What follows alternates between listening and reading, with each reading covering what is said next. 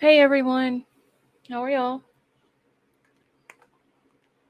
Mara, you feeling any better? Hey Cheryl, how are you feeling? Obsessed for Disneyland, how are you? Sybil, how are you today? Hey White Widow baby.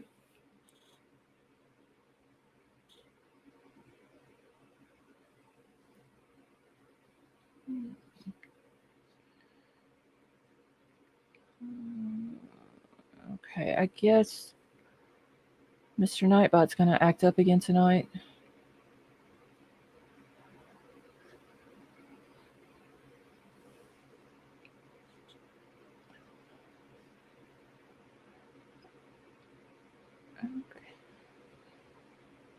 Oh, he's for sure being lazy tonight, ain't he?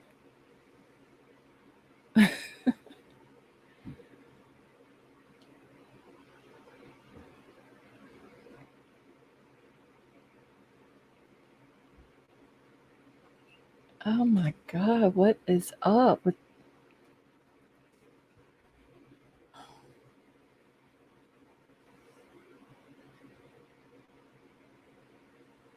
Hey Michelle, how are you? Okay, let's see what's up with him.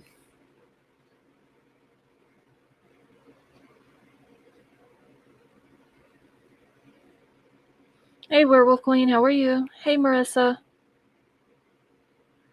Werewolf Queen, you may need to bite him in his butt. What's up with him tonight? Oh my gosh. Oh, there he goes. Okay. All right. I had to go wake him up.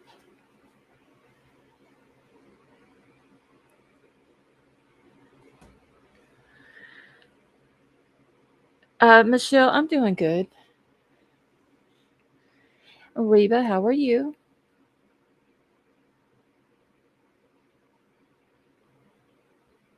Oh, Reba, it was the Mardi Gras stuff, wasn't it?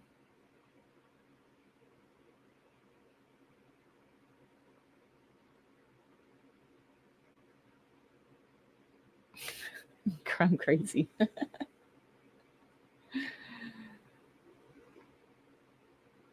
Hey Jerry, how are you tonight?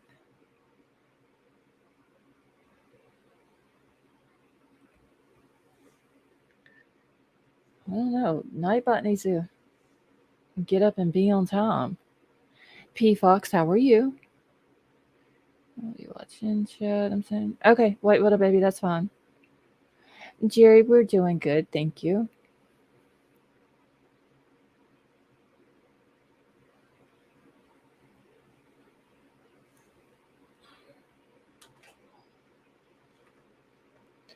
See, I'm only saying hi, then headed to sleep. Okay, Mar, are you doing okay, Mar?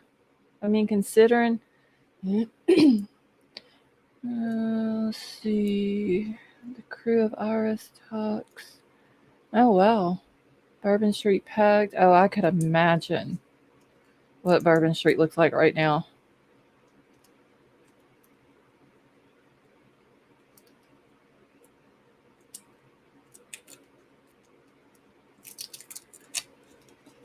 Talk to the kids tonight. Maybe one more week. Oh, Mar, hopefully you'll get to go home soon.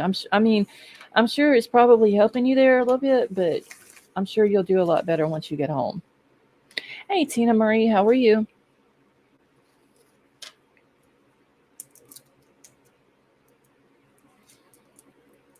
I'm getting all my cough drops ready, y'all, because Troll is bringing me some tea.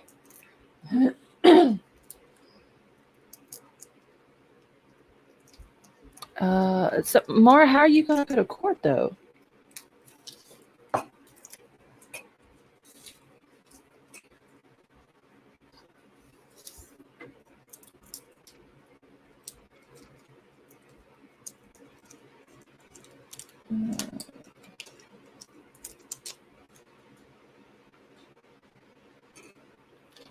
Oh shoot.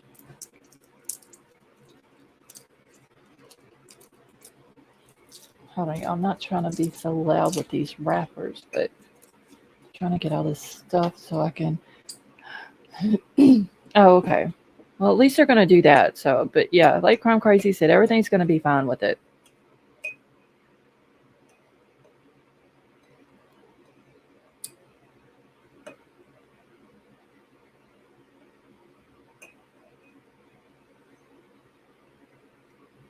Okay. Let's see. Hey, Vapor, how are you?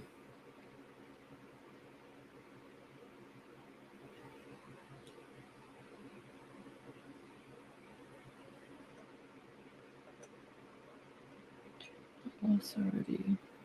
Oh, Mar, I didn't know that.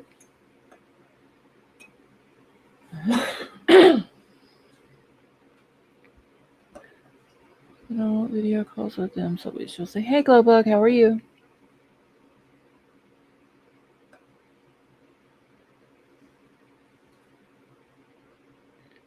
Mar, I'm sure everything will be all right with it, though. Hey, Fern, how are you tonight?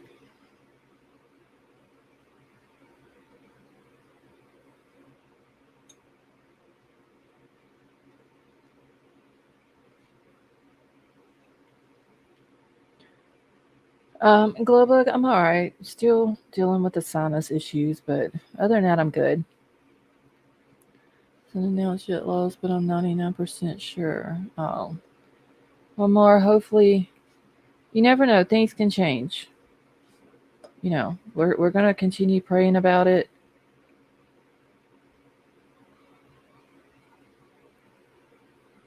and hopefully everything will turn out the way it should.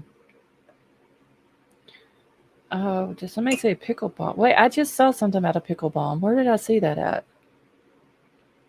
Oh, Emerald Queen is doing a pickleball, y'all. I'm having sinus issues too. Scarlet the other day, my ears felt stuffed with cotton. Jerry, I've had it going on for like probably a week now. And I think it's the weather here.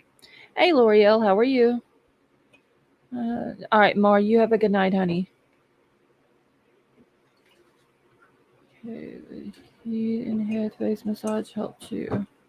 Yeah, I had earlier. I had a headache from it. It's finally just now going away.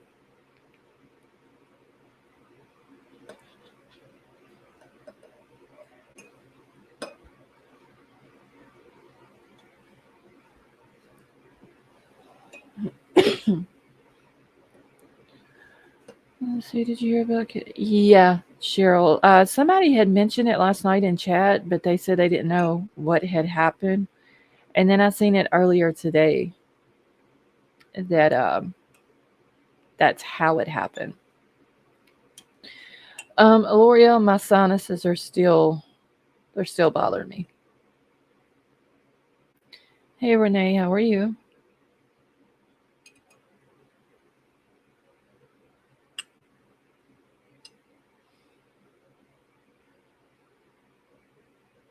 Oh, obsessed for Disneyland. I get the migraines too. But I had a sinus headache today, and it's starting to feel a little bit better now.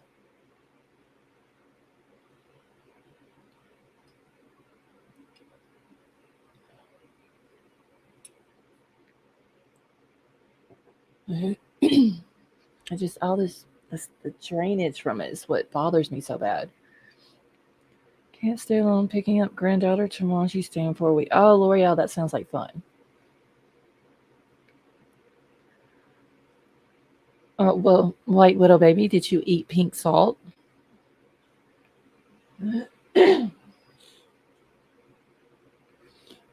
Thank you, Renee.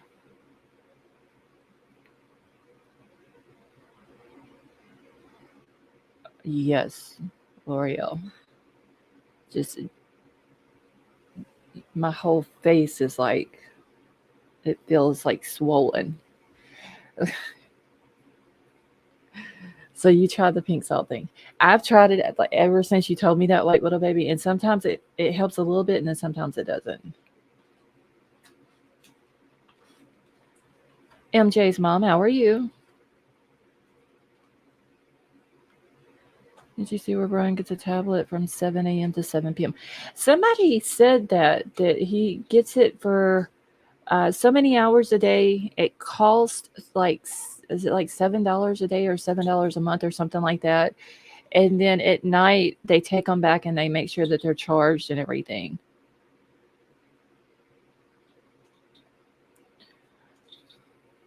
I'm curious though. I'm wondering if he's getting to talk to any of his admirers on there.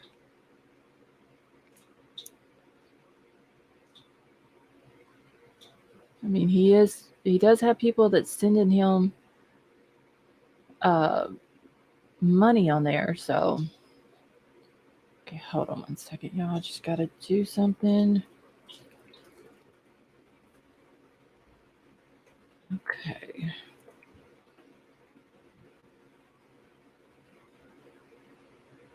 Hey, Happy Cactus, how are you? Sima, how are you?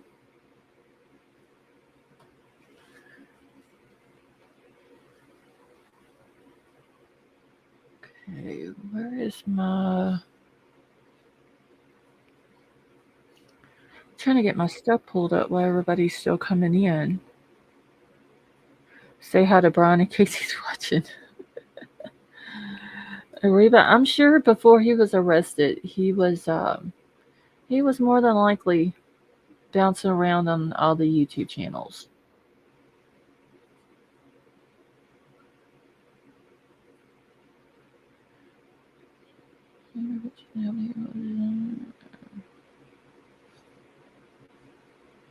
Yeah, he was all over YouTube, I'm sure. Hey, Lori, how are you? I'm sure he was on all the social media platforms, just reading and listening to what everybody had to say. And he was probably eating that attention up too. Even though we didn't know who the person was at the time, he was still he was loving all that attention.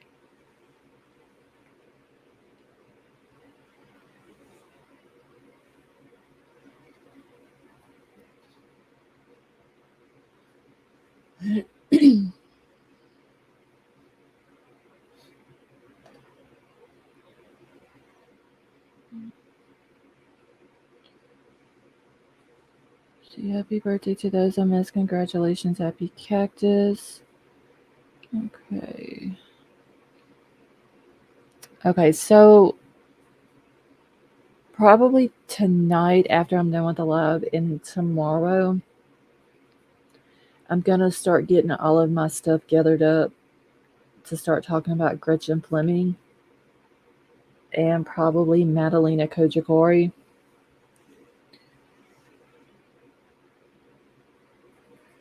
So if y'all haven't done so, okay, no, Sybil just did it. Sybil just dropped the Facebook group link for Gretchen Fleming. And Sybil, do you have the one for Madalena? The link for it?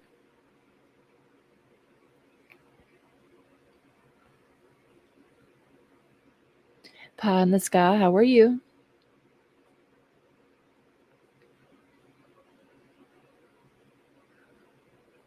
Okay, grandma doing good.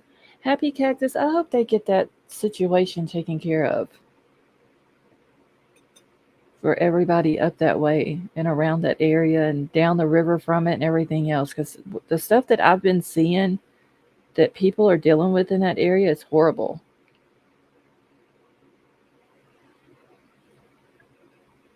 Like that is just turned into one big huge mess. Hey Lights, how are you?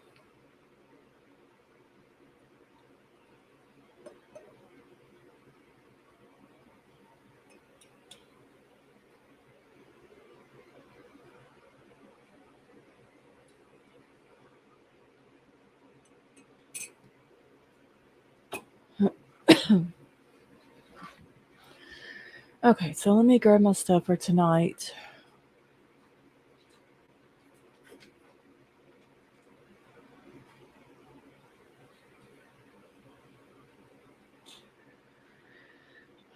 Okay. Let's see. Went to the store today. Had to go over the bridge and I looked at the river. And the shit is just floating on top. It's Christmas. Oh my gosh. I mean, I did see though Happy Cactus where there was like people breaking out with rashes and everything else from that stuff. Like that is horrible.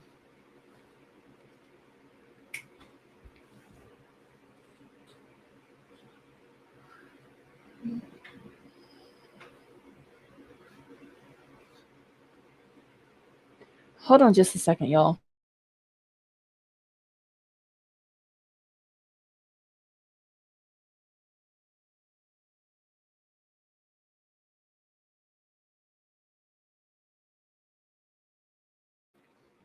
Okay. Okay, so Miss Banfield has put out a video several hours ago, but she has a lady on there. I believe she said she was a defense attorney. And they're talking about that Bryan didn't do that great of a job with this whole mess that he did. So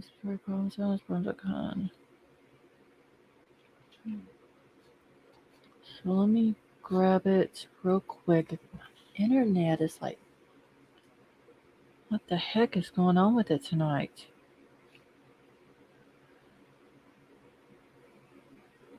Wait, there was one in Michigan too?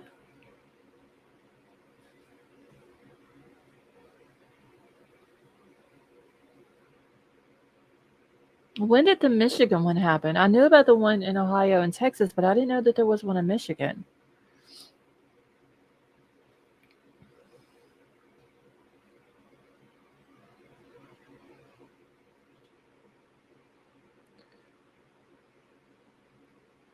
Oh. All right, y'all. Let me get this put out too.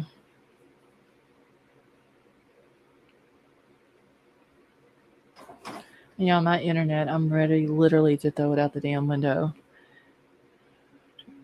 Credit card, I shall charge you.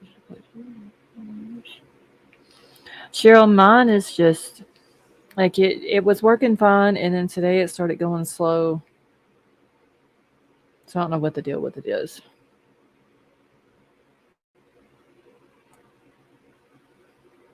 But I'm about sick of it. Um, hold on. I can Google it real quick.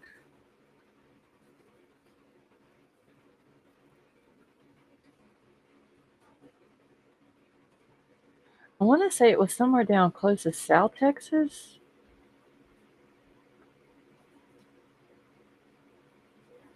Let's see. Montgomery County. I'm not sure exactly where that is.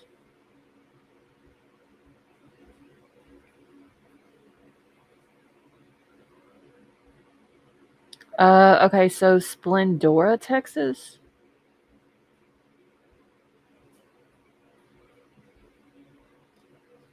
That's all it says is Montgomery County, Splendora, Texas. Oh, so it's near Dallas. Okay, well, what? I thought there was something that happened in South Texas too. Here's my data. Let's see. Emerald Queen, I don't know what's going on. Like the world right now is just, it seems like it's going crazy, honestly.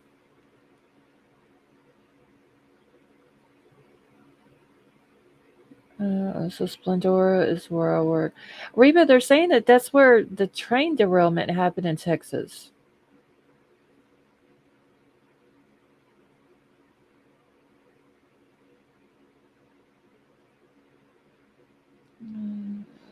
Okay, luckily females found laying the ground today to supplement federal efforts despite the fact that this disaster does not legally qualify due to the fact. Oh, wow.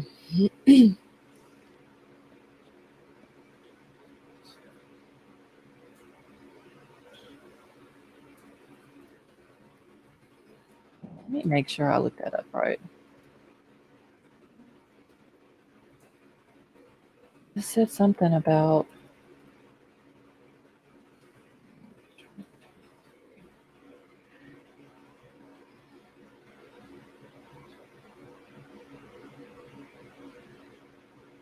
Okay, so no, wait. This is Houston area crash between truck Union Pacific. That might have been what I heard for South Texas.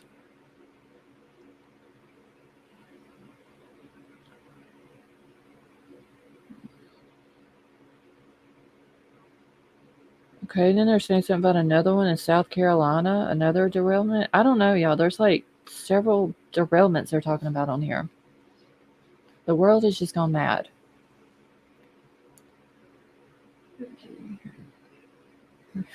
Marissa.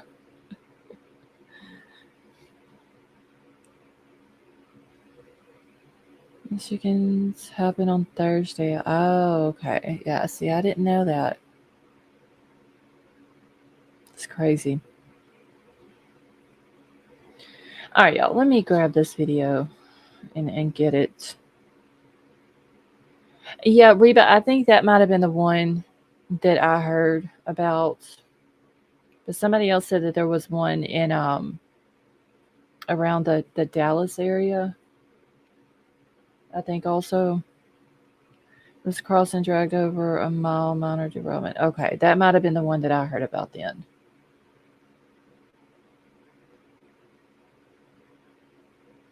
L'Oreal, me and you both. I literally live in the middle of nowhere. All right, y'all. So I'm fixing to play this video. While it's playing, I'm going to mute out. If it does start buffering, because sometimes it does show on our end that the videos are buffering whenever I play it, just let me know in the chat and I'll see what I can do to fix it. And we're so early in this case. So I need someone to help me navigate. And Sarah Azari is great at this. She's a criminal defense attorney. She knows a thing or two about these kinds of cases. I know that early in a case, Sarah, we usually don't have this much, right? This is a lot. And honestly, this just came from a probable cause affidavit and a couple of other police reports. I tend to think that there's going to be so much more. What are your thoughts? Yeah, Ashley, good to be with you. There probably is already so much more, and they just, they don't have to put all of that in the probable cause affidavit. I remember when I read the 19-page affidavit, I thought, this is actually a lot more than I'm used to seeing. Usually I get, anywhere from 3 to 4 pages. There's not as many dots to connect. Obviously, here, there was 2 months of, from the pings to the car to there was just way too many dots. So obviously, it's a more lengthy affidavit, more information in it. But still, my first impression was there's definitely probable cause on probable cause on probable cause here. Is it proof beyond a reasonable doubt? Absolutely not. And that sort of brings me to one of the points you made about the discovery. One of the things that I've thought, Ashley, is that everyone's waiting for this June preliminary hearing to come around, which is obviously our opportunity to poke holes at the prosecution's case. It's our opportunity to find out what their theory is, who their witnesses are. But that may not actually happen because this case may very well go to grand jury indictment. Prosecutors always, not always, but often surprise us. They don't want us to know everything about the case and their witnesses and how they perform, what they say. So what they'll do is, they'll submit the case to grand jury and we might get a surprise indictment very close to that June date or sometime even before. But at some point, he's going to have to walk into a courtroom and enter a plea, right? Like, and I don't know. It's really weird. Every jurisdiction is a little bit different. Sometimes you actually get information during those hearings. Sometimes you're just waiting for a plea, and it's sort of pro forma, and out they go. But we could hear something more. Right, absolutely. So let's talk about my jurisdiction or New York, for example. I'm in LA. We get a lot of discovery up front, even before the preliminary hearing. It gives us a chance to prepare for that hearing, do an effective job at cross-examining the prosecution's evidence and witnesses.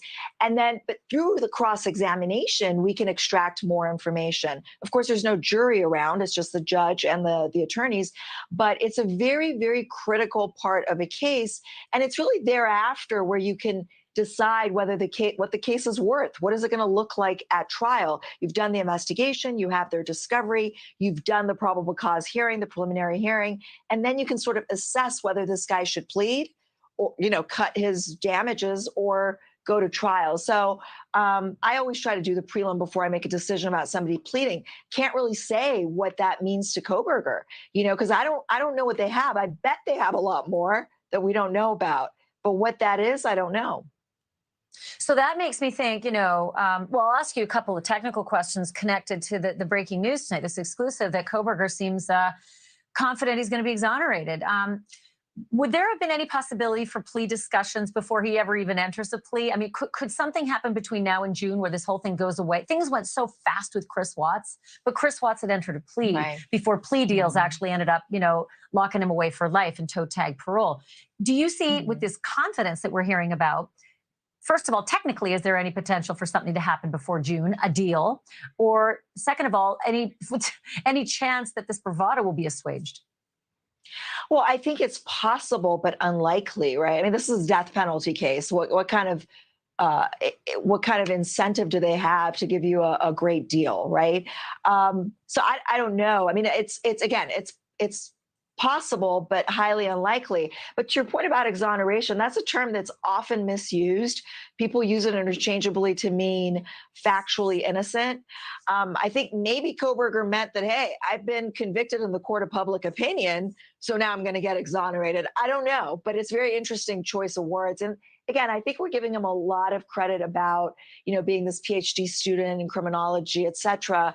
But if he truly committed this crime, he didn't really do that great of a job, right? I mean, leaving the knife sheath behind and all kinds of signs, not having a burner phone, et cetera, is rookie to me, If I had a dime for all of the super duper smart criminals that thought that they had figured it all out, planned it, and I always said I'd have a yacht, in the Seychelles, but and even Alec Murdoch, which is what we're going to cover in a little bit. There's a lawyer who, if he did it, was dumb as paint.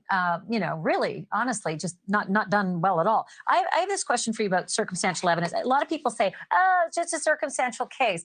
And the truth of the matter is just about every case I've ever covered is a circumstantial case because we just don't get a lot of direct eyewitness, testimony to rapes and murders, et cetera. But how much circumstantial evidence, Sarah Azari, do you think is reasonably enough? Or does it just depend on who is in that jury box?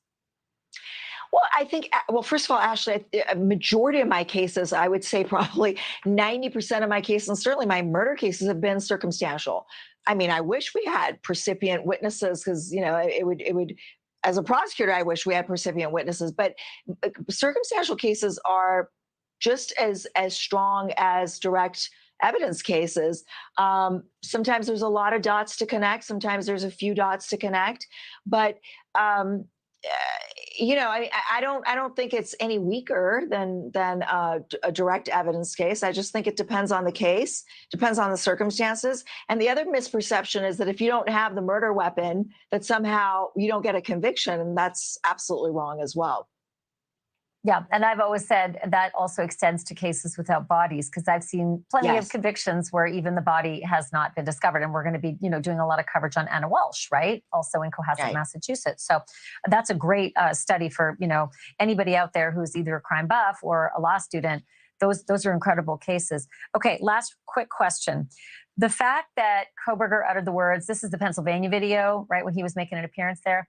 He uttered the words, has anyone else been arrested, right? That's what a source had told us upon arrest. That has led to a lot of people creating these theories that there's a second killer or an accomplice. That's a tough row to hoe, in any case. But give me your characterization of how you think that might wind its way into this particular case, given this incredibly complex crime scene. Mm-hmm. So that resonated with me. I remember when I first heard that, I thought it was a pretty loaded question. It was almost rhetorical. And I do believe that he's almost implying that you're singling me out. There's been so much pressure to make an arrest that you decided it's me. And I don't know if that's going to be part of his defense. I mean, I definitely don't think it's incriminating, but it could certainly be used by his public defender if there's evidence that maybe they didn't investigate all the suspects, potential suspects, to exclude them. That certainly can come into play. But yeah, that did stick out to me when I first heard it. I thought, oh, this guy, maybe he knows what happened and he's asking if others have been arrested, or he's already planting the seed that, hey, you're singling me out. Very similar to Murdoch almost in that respect. Well, I was thinking that maybe it's like criminology 101. It was like one of the first things that he learned was that sometimes investigators zero in too myopically on one person, and that can be an issue, Right. for the defense. Maybe it's just like, well, Right. he thought of that one and thought that was clever. But in any case, we have so much more to learn. I just find it fascinating that our sources say he has this confidence that nothing to see here. Anyway, Sarah, Yeah. I loved having you. I hope you'll come back. Thank you. Me too, for sure. Good to see you, Ashley.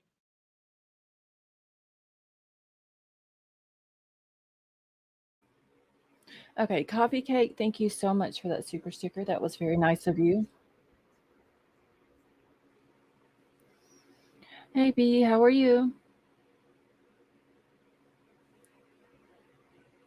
Okay, let me make sure I've seen everybody that came in. I think I did. I don't think I missed anybody. Well, Coffee Cake, welcome to the channel. We're happy to have you here with us.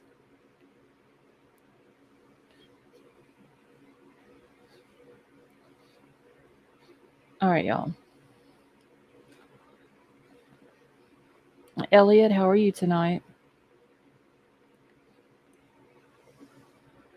Okay, so I got a question for y'all. Do y'all think that him studying criminology and going into this whole PhD program and all this and that, do y'all think that that helped him any with this crime that he did or that he's being accused of doing?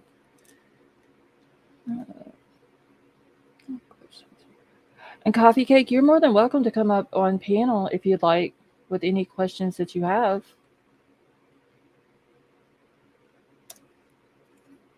Stone Gator, you think it did?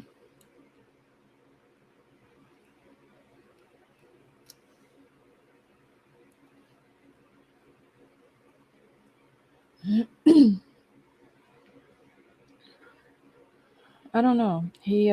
I think that it might have made him think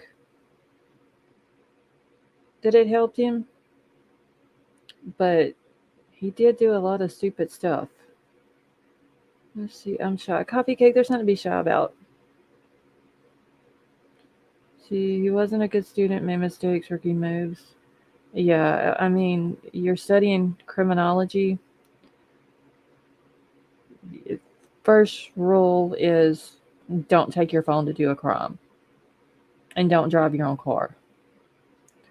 Werewolf Queen, thank you so much for the super chat. And she said for the channel supply fund. Thank you, honey. That was very nice of you. So I think it gave him fake confidence. I think that's a lot of his problem. This whole thing of him saying he's eager to be exonerated and blah, blah, blah, and all this and that. I think he thinks that because he studied all this, that he's smarter and that he's going to be able to outsmart the police. All right, Stone Gator, I'm about to bring you up. All right, how are you? Hi, Coffee. It's okay. She doesn't bite. I'm up here. You can come up here. Hey, Moonvale, how are you? Nothing to be shy about. No, they said they had questions, so that's why I was wanting them to come up. She just bit me, y'all. See, I think as of today, he is innocent, but that doesn't mean tomorrow I might change my mind. Yeah, I mean, a lot of people think that he's innocent. Some people think that they don't have enough to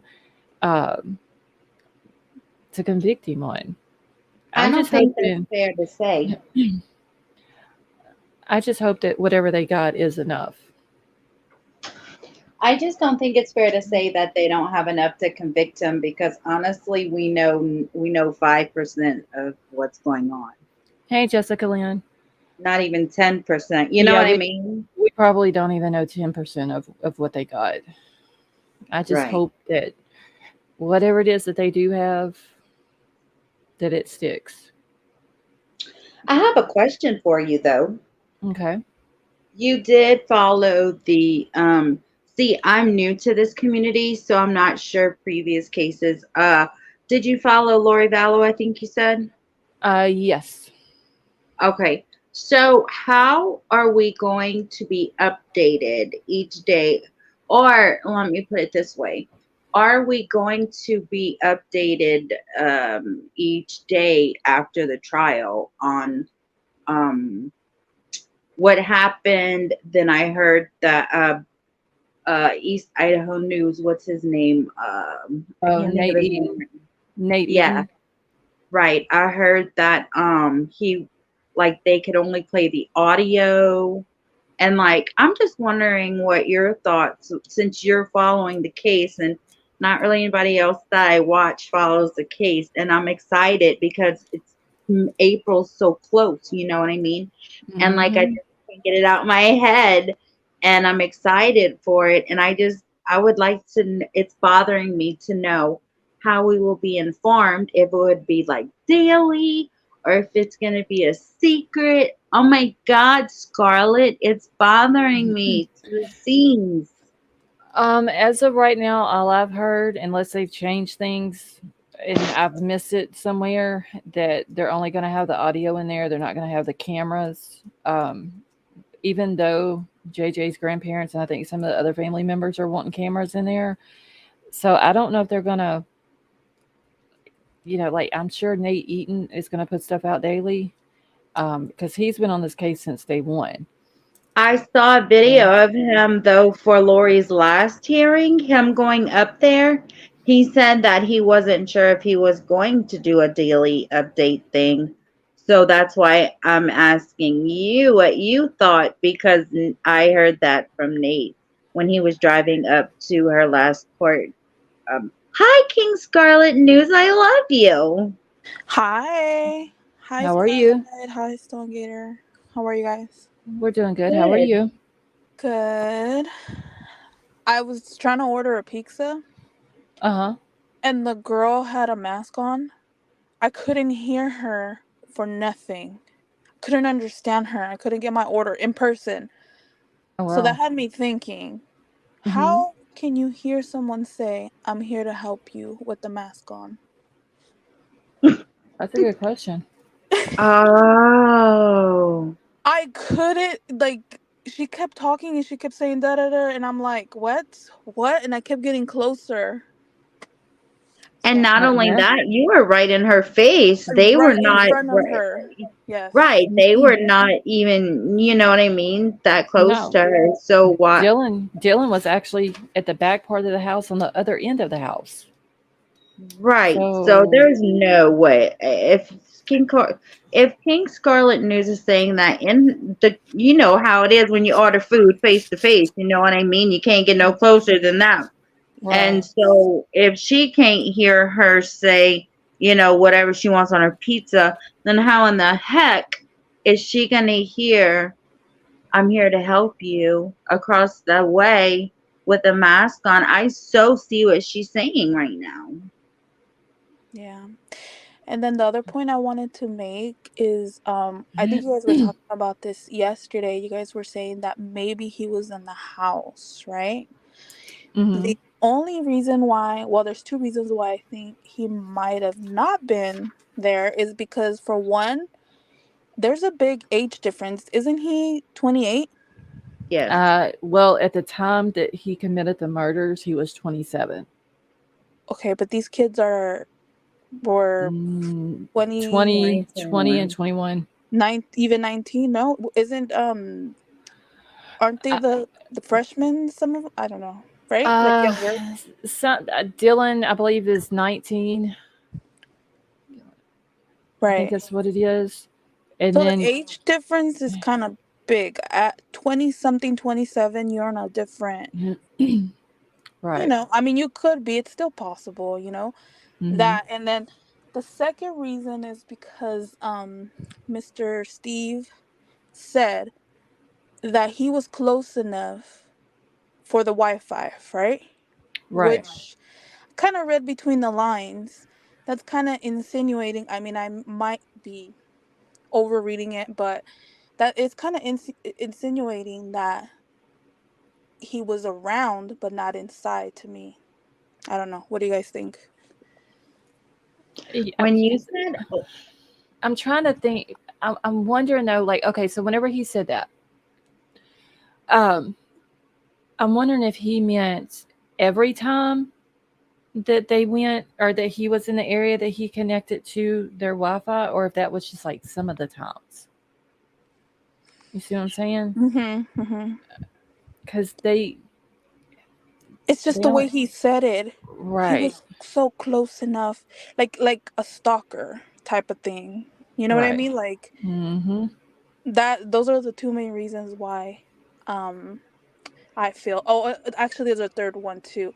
I feel that if he had been in there, I don't think for some reason they would have enough to arrest him. Like, because he would have been, and they would have known that he was in the house, type of thing. Or what do you guys think? That I he would have just been that he listened. was in there that night, or like that No, he that had been in he's there been before. there. Oh, Yeah, okay. because like if you say, hey, well, I've came to, like, for example, to this gym before, they'd be Mm-hmm. like, oh, okay, then, you know. Right. But if he's like, I don't know them, I've never, I don't know. That's This the that's what I'm this thinking. this case is driving everybody crazy, y'all. Hearing King Scarlet News talk just brought me in a whole new direction that is absolutely absurd, but I'm going to say it anyway. When you said he's older than them, it brought me straight to Kylie Rodney. Where did they get their drugs? From guys older than them who was shady enough to be like drug dealer around there, whatever, maybe, someone that Mm. we've talked about already and could be in cahoots somehow with Bryan, and that's how they know of him, maybe. I don't know, just speculating because of the age. Okay, never mind. Strike that.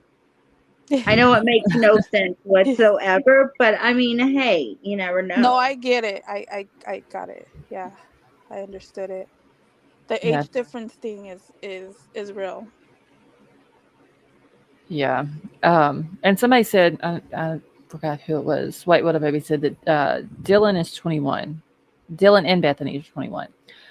Yeah, So, I think they were all 20 and 21.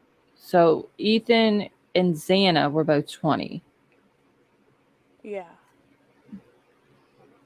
Yeah, this whole case is just, I don't know, y'all. I don't know. Yeah, that's true.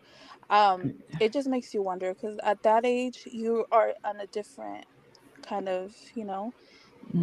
it's not the same group. You can't relate to although I mean there's friends of all ages, but I Right. don't know. I just find the age gap a little.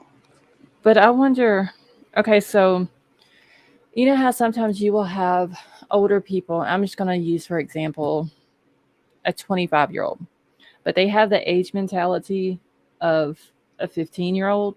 So that's the age group that they tend to hang around with the most is like 15, 16 years old because I mean, they, even though they're 25, they still have that age mentality. So I wonder if, like, and it's so hard because we don't really know how many friends he truly had, but I wonder what his mindset, like, what did he act like he was 27, 28, or did he act like he was younger? Well, he was a TA, right? So Yeah. he had some type of um status, I guess you could say. So I would think he would be kind of mature enough to have that type of role. Title. Right. But That's what I was but thinking. that assistant or the TA thing, that was part of his PhD program thing too, though. But he Right. had to be, how many people did he beat out for this one position? Like, he, I don't know how many TAs like a PhD program has. I forgot. Does anybody remember how many people were in that PhD program? I remember that being said. I think they said I think they 4, but four. that was Yeah. for. But I'm confused if that was for the interview. No, that was for the interview for the Okay. yeah, that was for the police department. But there was somebody said how many students, because if y'all remember they had like that big it was what do you call it? Like where they had all the PhD students pictures on the wall and they ended up taking Bryan's off. Yeah. Shit, I can't remember. It wasn't like a whole lot of people that was in his PhD program. Yeah. I can't remember though. I remember it being said, but I don't remember the exact number. But um, it does state that the whole I think they called it the assistantship is what it said on this supposedly termination letter that he got. That like that was part of him being in that program, is that they're offered the teaching assistants things. Yeah. Is the chat? Is something wrong with the chat?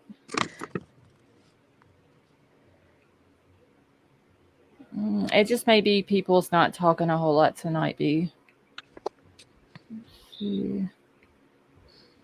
Uh, So in September, he started kind of, you know, getting I guess sort of in trouble at his job, I guess. mm-hmm. Do you guys think that he was starting to kind of either like he was having issues and back then and it just kind of all spiraled down? Maybe the pressure was I was getting trying to to him. say it in a nice way.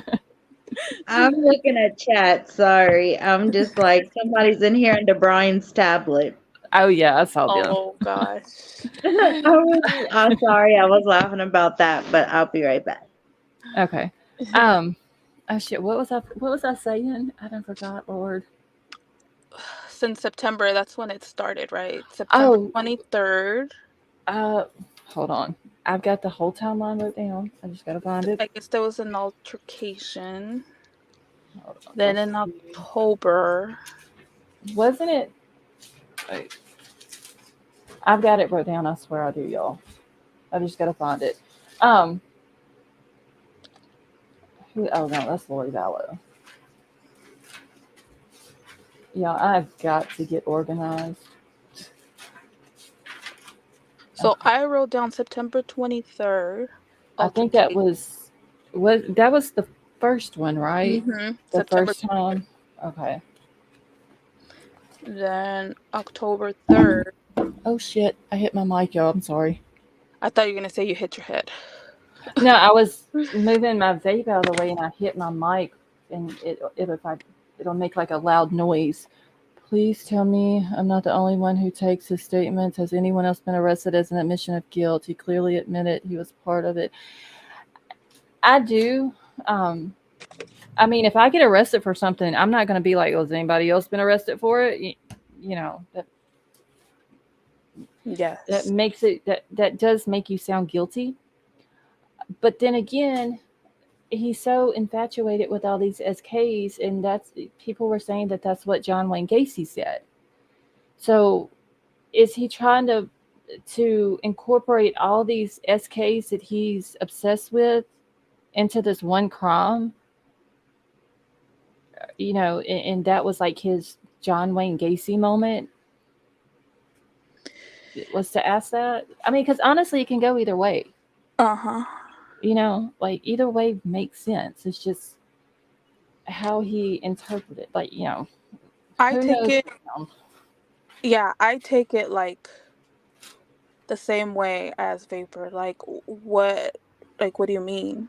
If you didn't do anything, what are you talking about? Right. I mean, because on the flip side, if I was a cop and I arrested someone for a crime that he's being accused of doing, I'd be like, why are you asking that? Like, why would somebody else? Are you expecting someone else to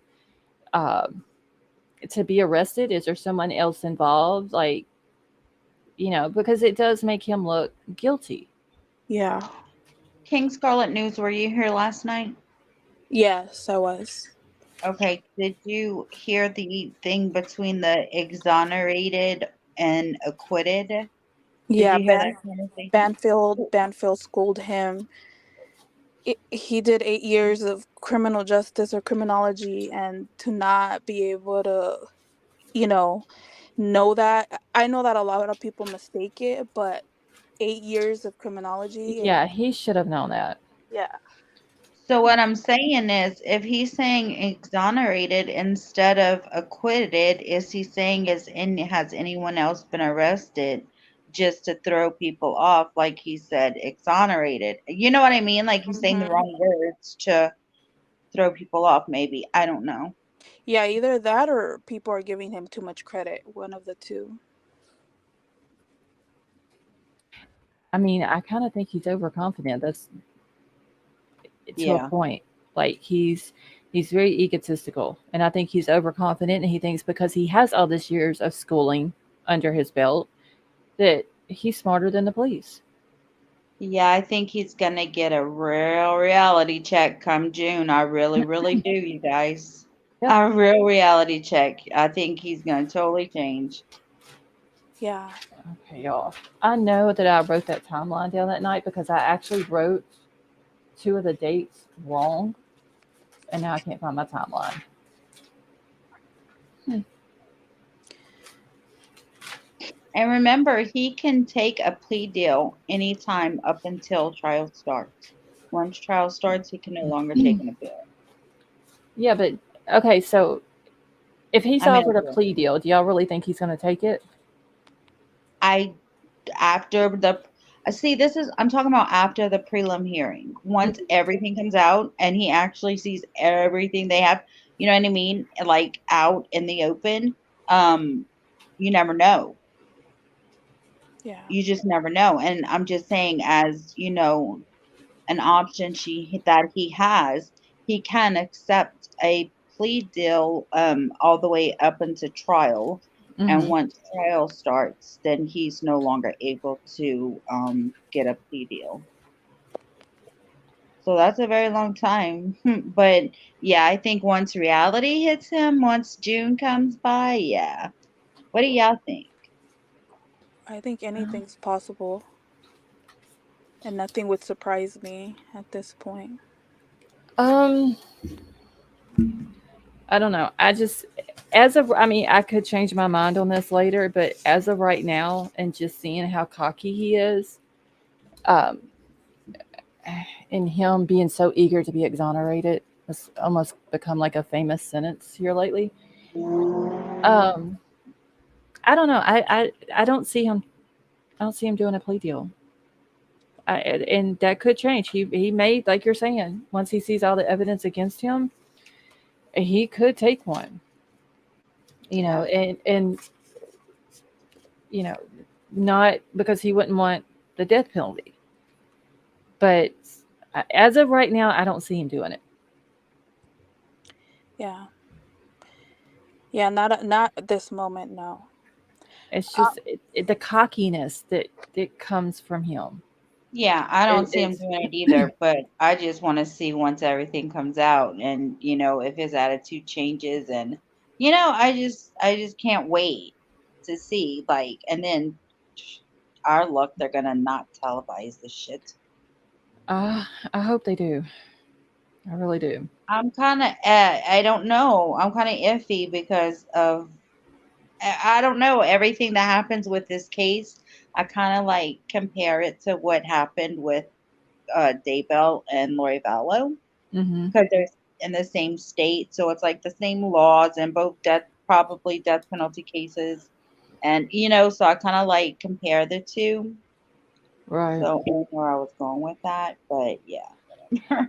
I mean, because if he takes a plea deal, then he knows that that's going to make him look guilty, and he's not gonna, like, I don't think he wants it to come out that he's guilty of anything.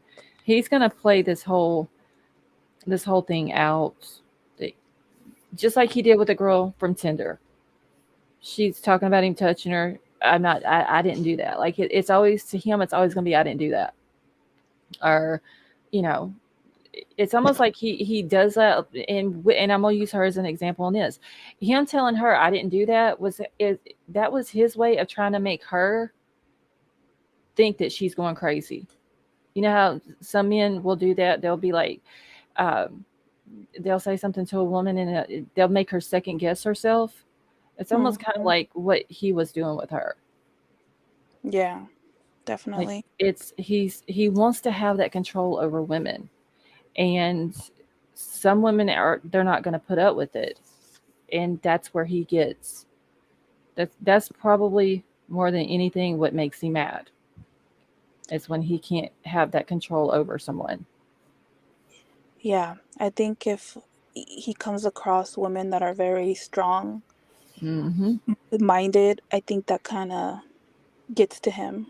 Right, and that's why I'm wondering with Ann Taylor.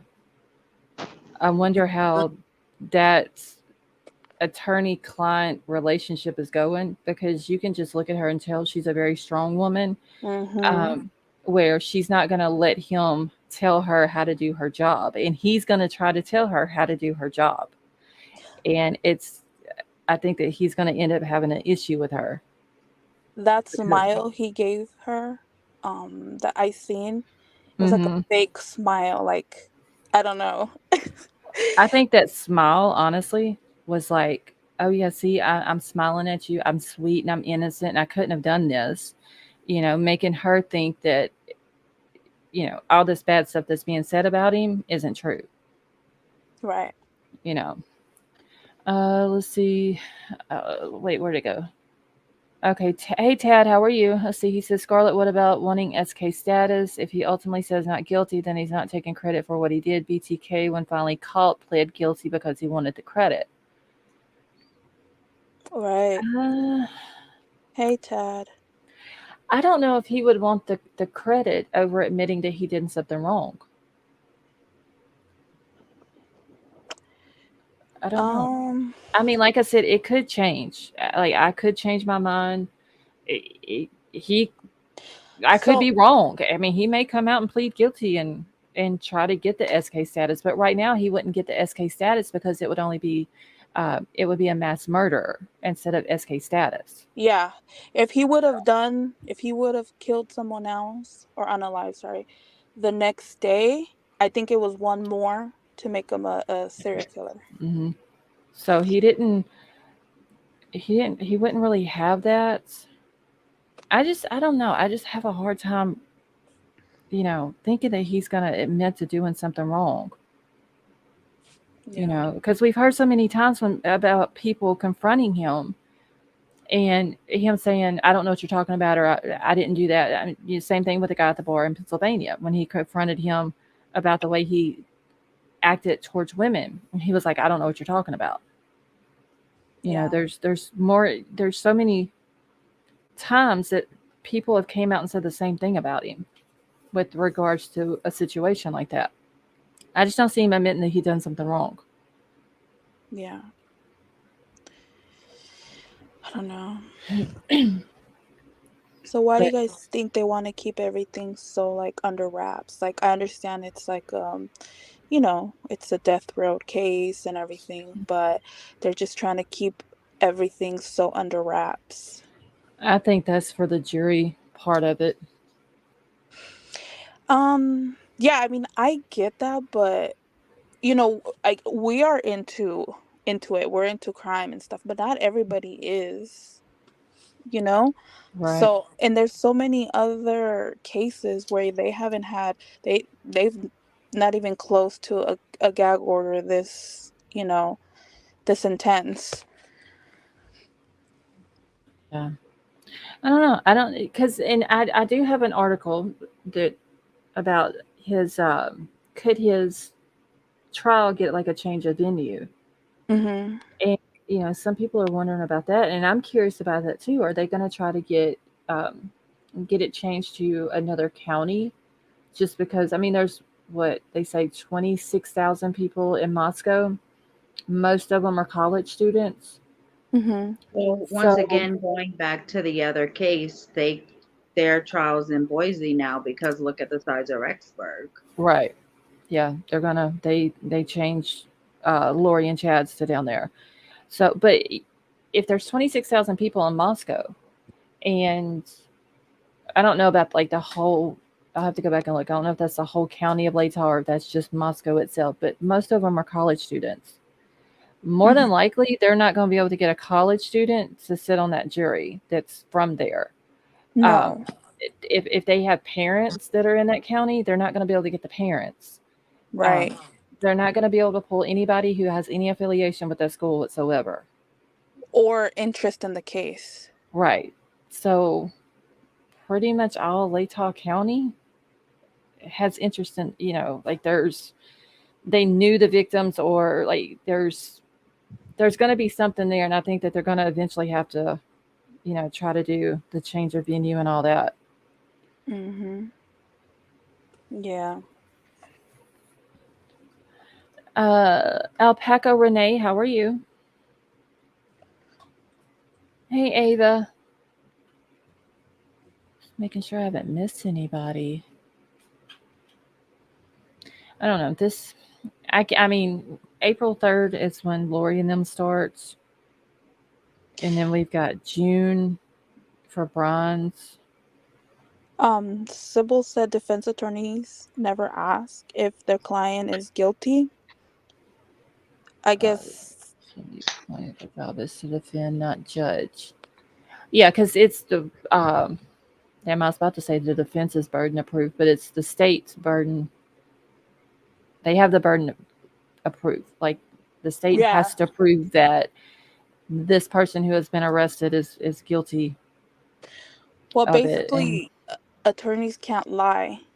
So some will not even ask because then, they could get in trouble. So they either won't ask, or a lot of people won't, they won't even say. So, I will say this honestly, I don't know. Like if I was to ever become a lawyer in my younger days, I don't know if I could become a defense attorney. right.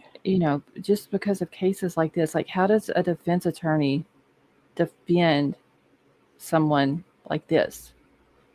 Yeah. You know, Money, money. it's still though. I would rather have my. I mean, I get the money part, but I would rather have my morals over money. Ask I don't. Taylor. I don't know if I could defend someone that committed a crime like that killed innocent people. I just don't think I could do that. Right. Yeah. It's a moral thing for me, which to me, and some people it's not, but to me that's more important than money. Mm-hmm. You know, Look at YouTube. How many people have morals these days, Scarlett? not many. I mean, just not just YouTube. I mean, like, look, everything going. You know what I mean? Who has morals these days? There None of isn't. these people. I mean, some people, on social media they do, but there's very few. Hey, American Virtual, how are you? That's oldies. The kids today, they just wasn't raised like a lot of the older ones. You know what I mean? And it's, hey, Mm-hmm. Ray, how are you? Just raised completely different. Yeah.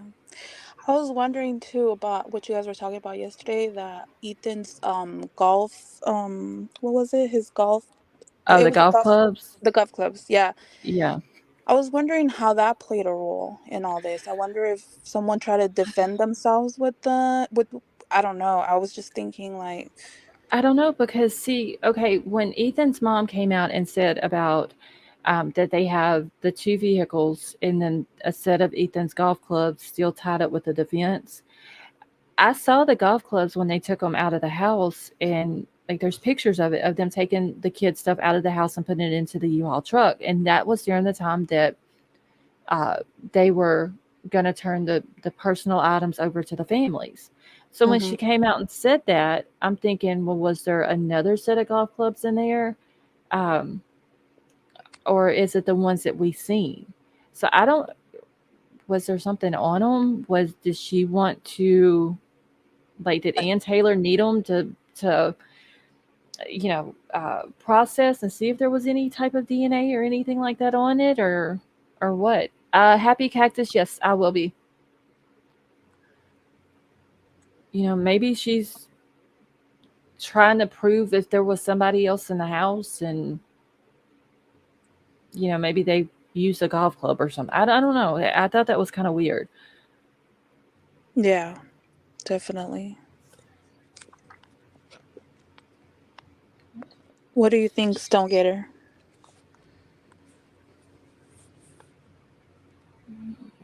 Is she still here?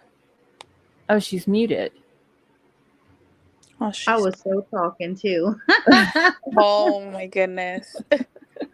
I wouldn't have known if Scarlett would have said, "Is she here?"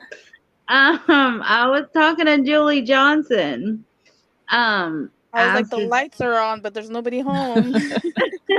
you can see my light blinking.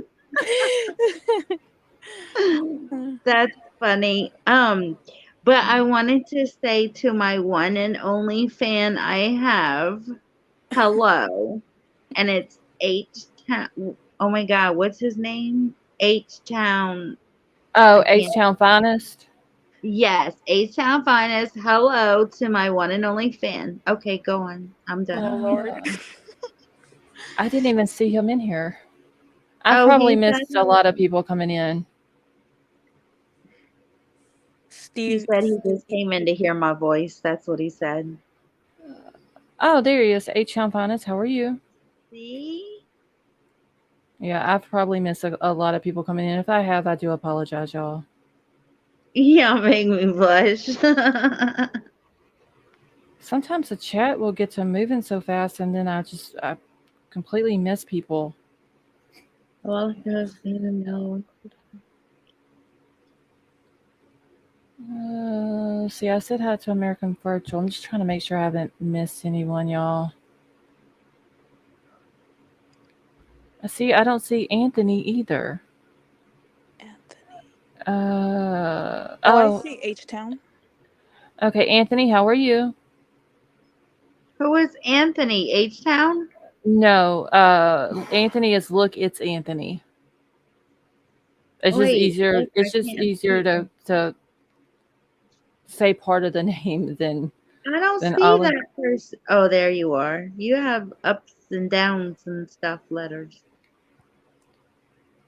Happy Cactus. Have a good night. Stevie wants to come up here. Stevie Wonder? Who? Stevie. Hey, Stevie. Drew. How are you? So done with it. How are you? Y'all, I've missed so many people. Oh my gosh. Tracy, how are you? So done with it says, it's okay if you miss us. It's hard to keep up with it. Tracy, I am so sorry. Let's see. Okay, so Happy Cactus, so they were going to bed. I just like to make sure that I say hi to everyone. Hey, Sama. Good night, Happy Cactus and Sweet Pickles. Sweet Pickles, have a good night. Well, it would help y'all if I put my chat on live chat instead of top chat. That would probably help. Hey, Scarlett. Uh-huh. Don't forget to put it on live chat next time. Yeah, I don't know what is up with YouTube, but I know that I put it on there whenever I first started the live, but for some reason it keeps jumping off of live chat. I don't know what YouTube's deal is, but it's kind of getting ridiculous. Okay, I was subscribed instantly. Okay, let me get back into my email real quick.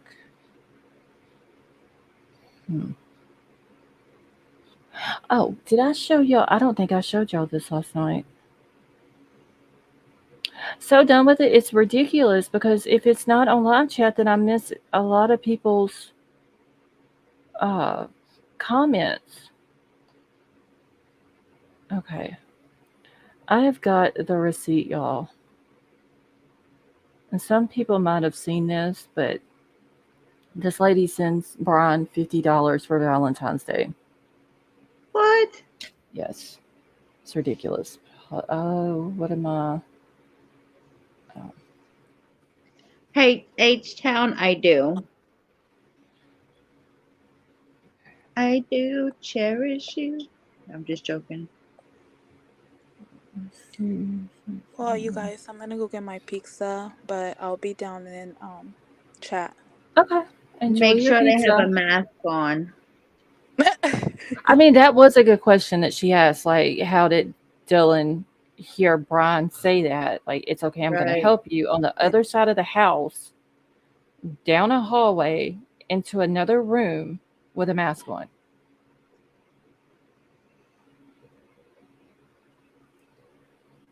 So that's a very good question. I Do mean, you have pickles on that pizza?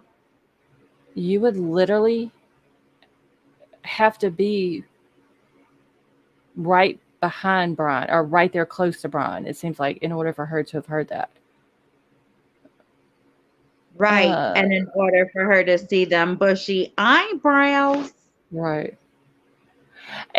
So done with it exactly, but she didn't hear screaming.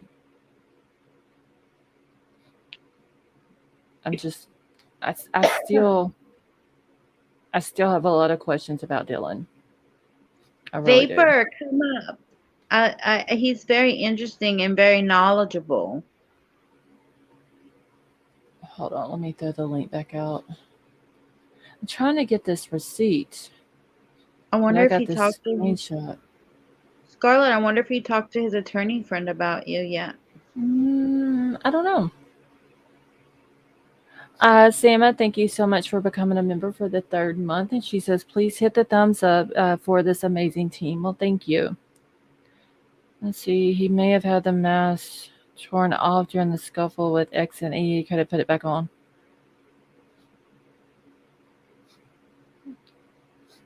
Okay, let me grab. Okay, now I finally got the dang receipt. Bushy eyebrows? Do I say it weird? What? Bushy eyebrows? No. Hey, Mama, 3 boys, how are you? Let's see. Wait, can she say bushy eyebrows again? Give me just a couple of minutes and I can come up. Okay. Thank you. See, earbuds in and out is a possibility, but I don't know if they're like pretty much sure her narrative fits, but her attorney made it fit. I don't know. I just hope that whatever Dylan told them, like everything, we will get to hear um, come June. Okay, wait, what up, baby? All right, y'all. So here's the receipt. This woman did. It was done February the 13th. $50 for this dude for Valentine's Day, and he's sitting in jail right now, accused of murdering 4 kids.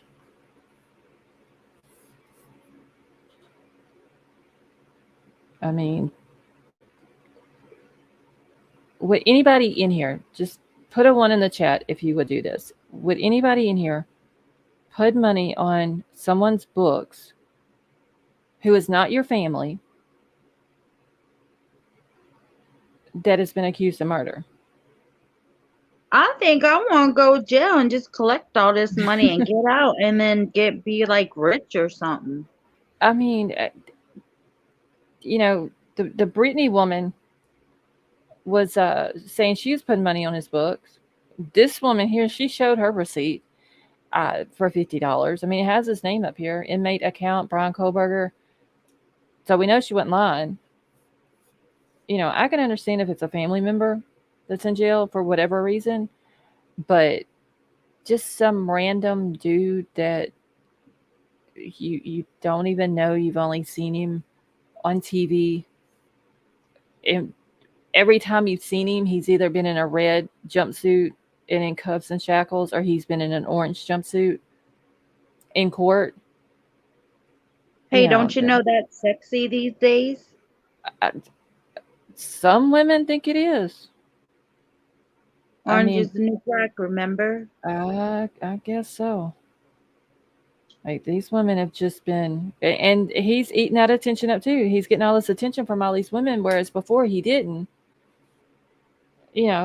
And so he's probably thinking that too. Like, you know, Did you send him an invite on Getting Out, Scarlett? a what? No, Did you oh, that send him app? a friend No, request on Getting Out? I didn't even do the app. I'm not Let me sending it. find out. How many of you in chat tried to add him to the Getting Out app? Be real. No, I'm not. I have nothing good to say to that dude. Seriously. Uh, wait, hold on. What did King Scarlet mean to drop? Is that what's? Yeah, she's going to eat her pizza.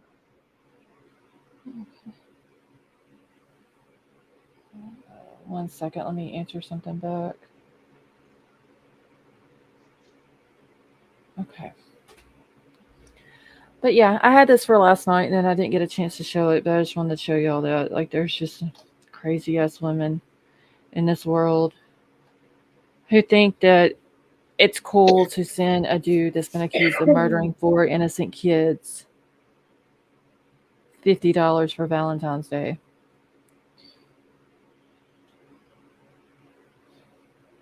Okay, let me see. Someone in minor age. Okay, so they're talking about something else there. Let me get back into my email, y'all.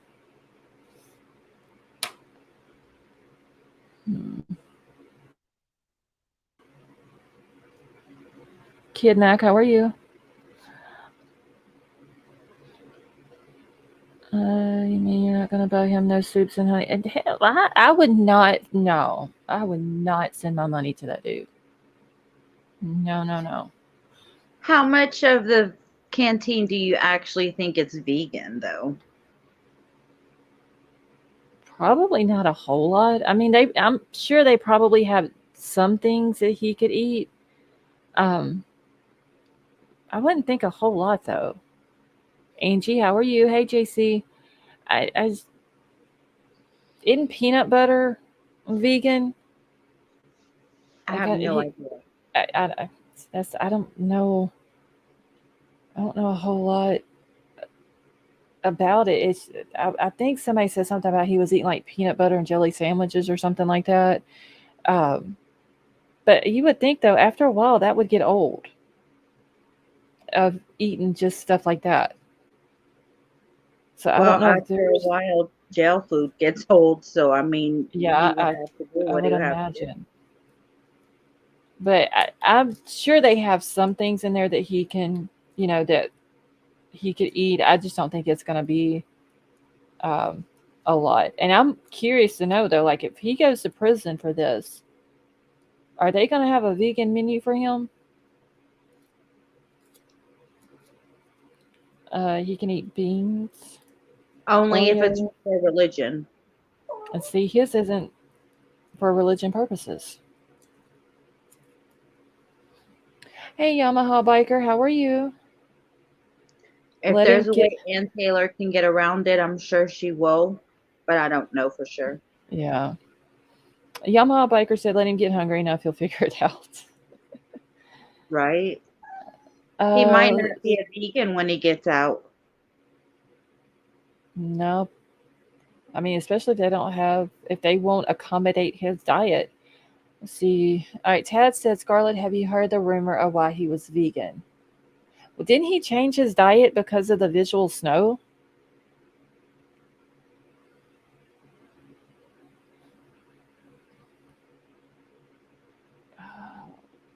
Okay, so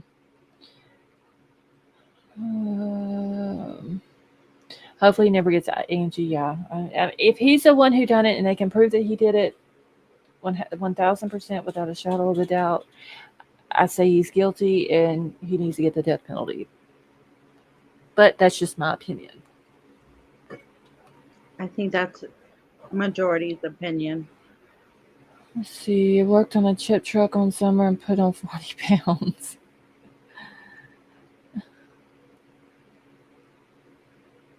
Wait, Tad, why are you telling me to think Dahmer? Because didn't he do just like Dahmer?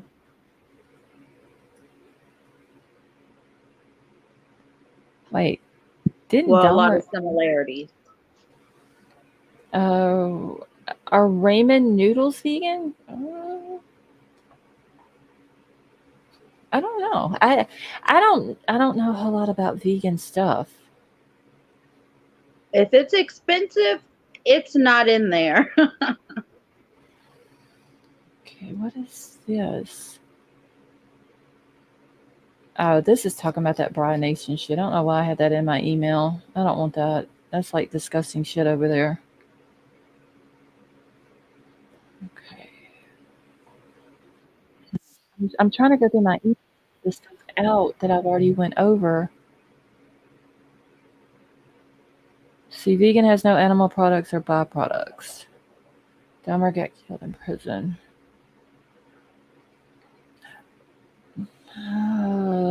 See, that's the reason. Oh, that's the rumor why he's vegan. Trying not to be graphic. Okay, I got you, Tad. Sure, they specifically said they would accommodate his vegan diet but refused to buy new pots and pans. I don't know. I mean, if I get it if it's for religious or medical reasons, that he has to be vegan for whatever reason, but just accommodating him because that's what he is. I don't think he should get any special treatment, honestly. Make him eat what all the other inmates are eating. And if he don't like it, then, do without. What if? How are you? Banfield did say Call he him a was getting bag a of vegan chicken. diet right now, right? King Scarlet, no, we don't know it to be a fact. That was what his, I think it was his aunt or former aunt, maybe, that was talking about him being vegan, and he wouldn't eat any food that was cooked in a pan, that touched meat and all that. Let's see, generally prison is better than jail. Okay. You can brutally take someone's life and still claim you need a certain diet for religious reasons. I'm wondering, I mean, is that what he's claiming to be vegan for, though, is for religious reasons? Because I thought he was Catholic, and I don't think Catholics are vegan or use that as an excuse to be one. See, I think he had more SK killers in his study than we realize. Yeah, there's no telling how many how many of them he studied, read up on, and all that.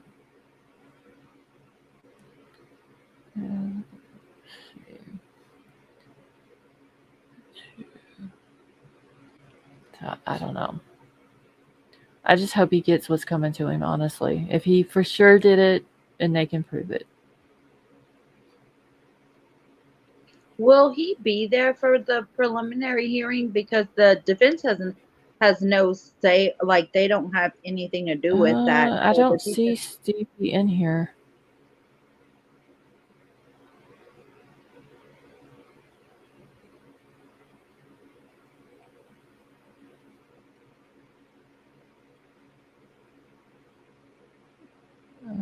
Oh, wait. I see him now. Okay, let me get back into my email, y'all.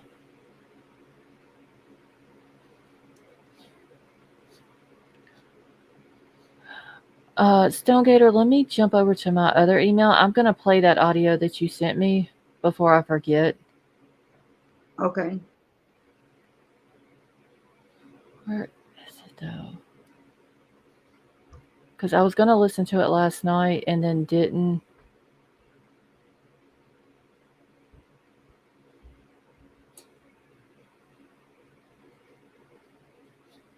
Remember, it was 2 emails back to back.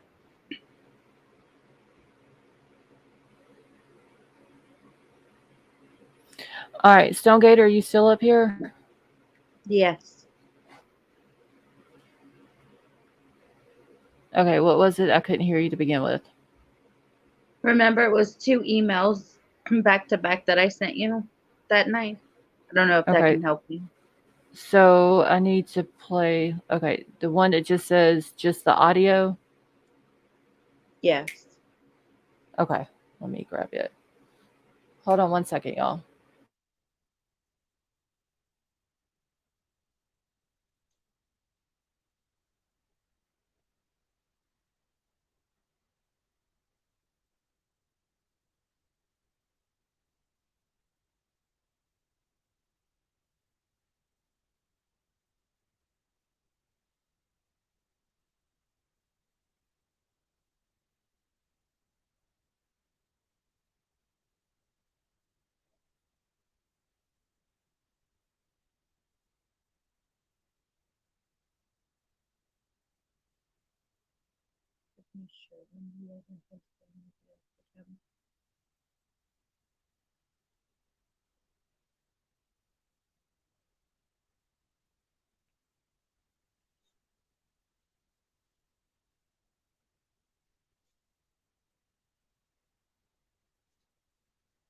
That was sweet, Elena. All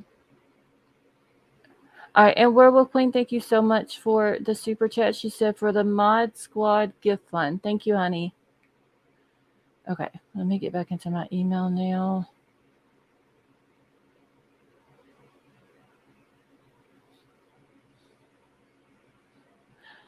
Okay, and this is from your channel, right? I made the video. Okay. All right, so let's see here. I'm trying to get it out of my email, though. I just have to do it like this. Let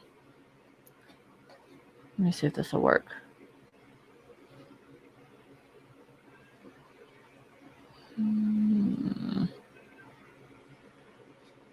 Okay.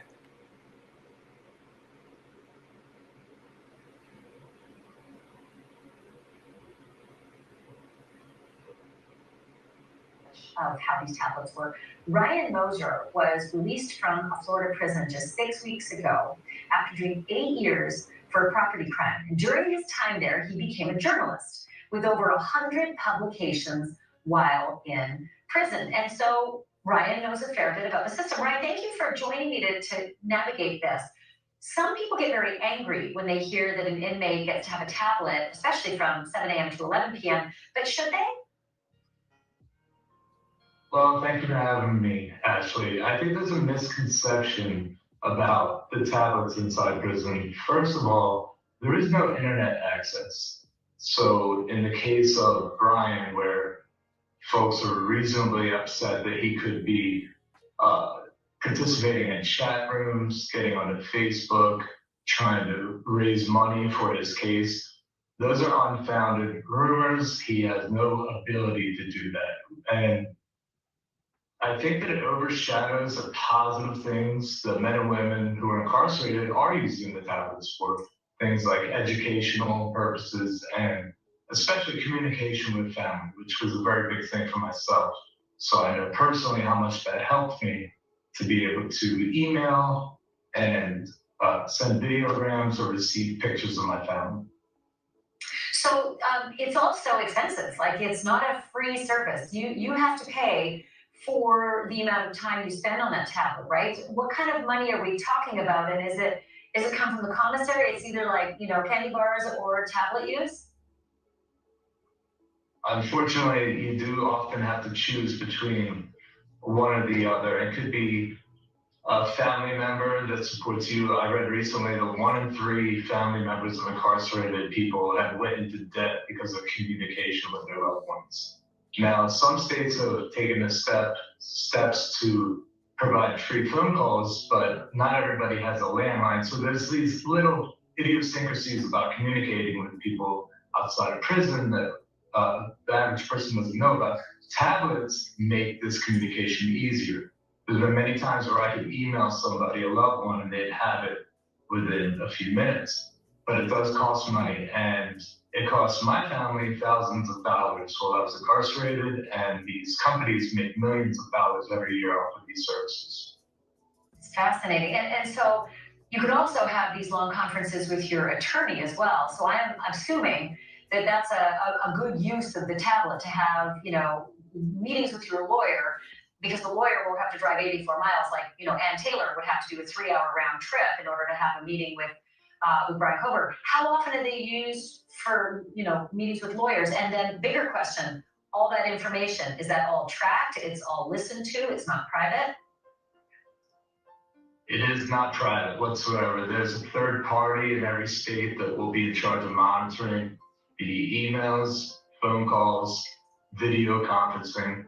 And if somebody violates the rules of the administration of that facility, they will have visits terminated. They will have restrictions put in place and actually have the tablet taken from them. But in the case of lawyer-client privilege, I believe that tablet is a very good thing, because oftentimes it takes months to get into court and be able to see an attorney, or they have to drive long distances to come see you. So I think it's a matter of convenience. It's the same as the phone too. All bets are off if you're talking to your friend or your family and you're saying things on the phone. It's all recorded. But if you're talking to your attorney, that is privileged. It's just that I have seen that screw up before. I have seen, I think it was in the Lori Vallow case, where I saw privileged conversation accidentally on a tablet may have gotten out to some eyes and ears. So that.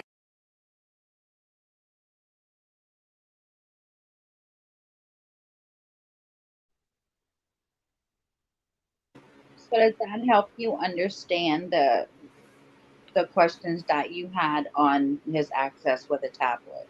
Yeah, I was trying to write down some of the stuff as he was saying it. Well, you can go back if you ever want to. It's you the only one that has the link. It's unlisted. Okay. All right. Well, thank you for sending that to me. When I saw it, I was like, yeah, I need to send it to her, because I knew you kept asking questions. Yeah, because I honestly didn't know anything about the tablets. So that was pretty interesting, though. And I figured, instead of it coming from just someone like me who just dealt with an inmate, it actually came from an inmate who was in there using them. You know what I mean? Right. Well, thank you for sending that to me. I'm curious, though, how much it costs, like where Bryan's at. I'm sure different states may be different prices, but I'm wondering how much it cost him per day or per amount of time that he's on it, or month, or whatever, however it is that they charge him. I'm wondering how much it's costing him, because obviously, if it's coming, they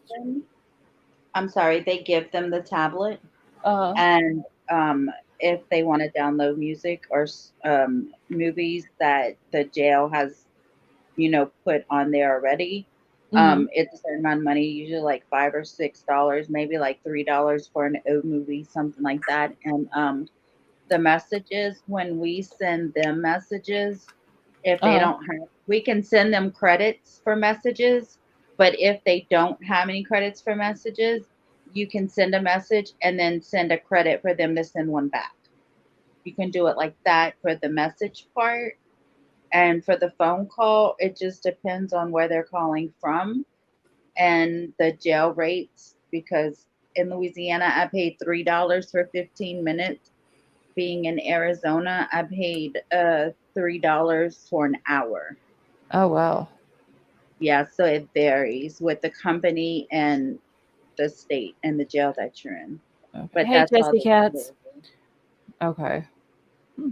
I mean, basically, these women who are sending him this money is pretty much paying his way through in jail right now. Let me make Yeah. sure. Is anyone? Tonka, I'm doing good, thank you. You hear my dog? She's mad at me. I'm sorry if y'all hear her cry. She's all right. Hey, Lawnmower Man, how are you? Okay. Let me get back into my other email now and grab this article. As this one is talking about, uh, like when I was talking about earlier about the whole change of venue and all that. Let's see. What's wrong with my internet? It's just like slow as hell tonight. Let's see. Jesse Katz, I'm sorry to hear that. I hope you get to feeling better soon, though. Sama, I know. I don't understand that either about just random people, but like these women are just, I don't know. I don't know if I don't know if it's just fantasies they have or what it is going on with them. Okay, I put $30 on my brother's tablet. They charged $3.65 fee. 30 would give him a certain amount of time. It just depends on what the inmate chooses to use the time on. Hey William, how are you? Hey headphones, how are you? Uh, Yes, Julie, they do have hefty fees. When you add money, the fee is pretty not nice. well, you heard that dude say that there was some people's families that went in debt, Oh, trying honey. to keep money on there for their loved ones. I was with my ex-boyfriend while he did 3.5 years. The whole time I was with him. I know all too well the feeling of that. Wow. And I don't know, like his mom, I believe someone says she's a teacher at the school there in Pennsylvania, which we know teachers don't make a whole lot of money. And Right. what does his dad do? Oh, God, I forgot. I thought he It's was kind a substitute teacher or something. I can't even remember now. There's like so much information I have to try to retain in my brain. But they've went bankrupt like twice, I believe it is. So they probably don't have a whole lot of money. Hey, Sophia, how are you? So, you know, they may be able to put some on his books for him, but probably not a whole lot. And I don't know if his sisters, they're both counselors or whatever. I don't know if they're helping with it, but he's kind of just living off of these women right now that are sending all this money to him. Maintenance at the school. Okay, thank you, Angie. Well, I was in a relationship with my ex before he went in. Hmm. I didn't meet him while he was in there or anything. So Right, that's yeah. why I stayed with him for so long. Right. Hey, Christy, how are you? Drew No, wants to Julie. know, you still get disability checks in jail? No, you're not supposed to. And if they find out you do, you will have to pay it back. Let's see. Jail is pretty cheap considering you don't buy much in jail, collect calls. Mama Three Boys, yeah. He is doing that as well. Yes, it's me. You you wouldn't imagine what people buy in jail off of other people, and it really can get expensive. Yeah, It I'm really sure can. the commissary items are probably expensive. See, see, I was today years old when I found out there is a drink called Story Lemon. Oh yeah, I've seen those. King Scarlet News. I love her. She'd be like, I'll see you whenever you get out. Prison system Man, has a work program so that indigent prisoners can earn money for commissary and payment of fines. Yeah, down in Angola, they make them boys down there work on the penal farm. There's a thing, I believe it's on Netflix. Um, it's like a so many episode series or whatever, and it talks about how much they pay the guys to work out in the gardens or on the farm or whatever, and like with the horses and all that. Hey, tree baby, how are you? Drew, no, I don't think he did. I knew a guy in prison that his job was to clean the floors in the, in I don't know how many floors or whatever, but and he got paid 25 cents an hour. And he Right. worked like 12 hours a week, 7 days a week, and Yeah. he would get like $40 a month, if that, I think. Yeah, they don't pay them a lot at all. And yeah, that is true. It's Angola is pretty much self sufficient. I mean, just about I think all of the food except for maybe the meat they raise there on the property. Let's see. Have watched those. I think keeping them busy working. Yeah, it's pretty much an everyday job that they have to do down there. All right, y'all. Let me read this real quick. It's talking about so with Brian Kohberger's murder trial stay in Latah County, and this is an expert is basically giving their opinion on this. KM, how are you? Let's see. I hope if he is convicted that the judge uses the son of Sam laws and restitution to the families and strips BK of any commissary money, like just did to Nick Cruz, the Parkland shooter. Oh wow, that was another trial I didn't watch. The Nicholas Cruz one. Okay, I think I might have watched at the end of it. I remember there was something about he wanted the families to decide his fate or something like that at the beginning of it. Um, but I didn't. I seen it. You know, there was some YouTube channels that was streaming it, but I didn't watch it. I'm gonna go ahead and drop down before you start reading the article. My dog won't stop. And yeah, I don't want her to start acting a fool while I'm up here. So I'm Okay. gonna drop down, but I'll be in chat. Thanks for having me up here though. Oh, you're welcome, and thanks for coming up, and thank you for sending me that video. No worries. I'll see you in chat. Okay, have a good night. All right, y'all. I'm gonna read this real quick.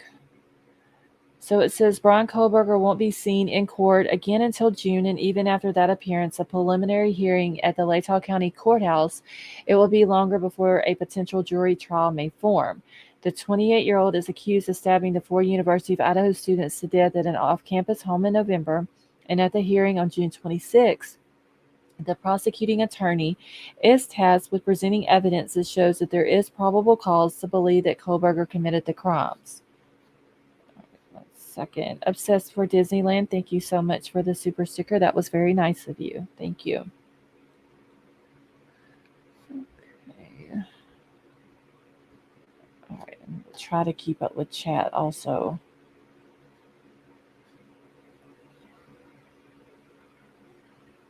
Okay, so Kohberger faces 4 counts of felony first-degree murder and felony burglary charge in the November 13th attack that took the lives of Maddie, Kaylee, Xana, and Ethan. If he pleads not guilty, the court will set a trial date, and a few critical questions loom, including whether the trial would be moved to a different county.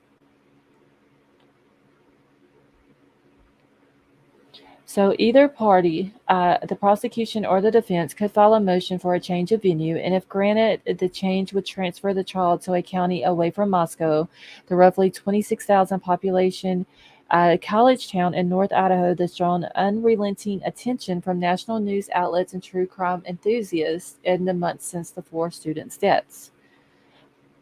I would think that they would have to to move it. I just don't. I don't think they would be able to pull a jury out of Latah County.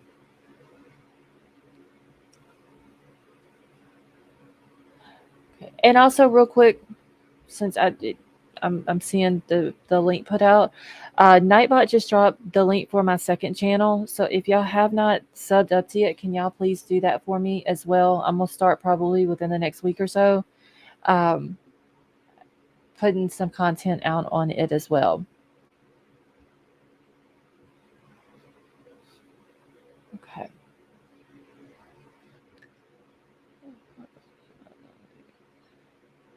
Okay, have a good night, Scarlett. I work overnight at Tesla in California. You gotta. Okay, Kid Mac, thank you so much for coming and hanging out with us. You have a wonderful night. So they definitely need to change it, or you won't get a fair trial. Yes, that is true. Mama Three Boys. I'm thinking they're gonna end up having to do it. Okay, so it says, why move the trial? So there are several arguments to be made for changing the venue, but chief among them is the effect of pretrial publicity on potential jurors, according to the Fremont County prosecuting attorney Lindsay Blake. Saw that every hotel sold out for June. Are you serious, Drew?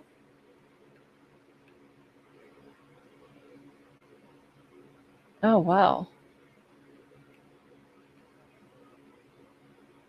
So in early 2021, Blake took over the prosecution of the high-profile criminal case against Lori Vallow Daybell and Chad Daybell, who are charged with multiple counts of first-degree murder and conspiracy to commit murder in the deaths of Lori's two kids and Chad Daybell's first wife, Tammy.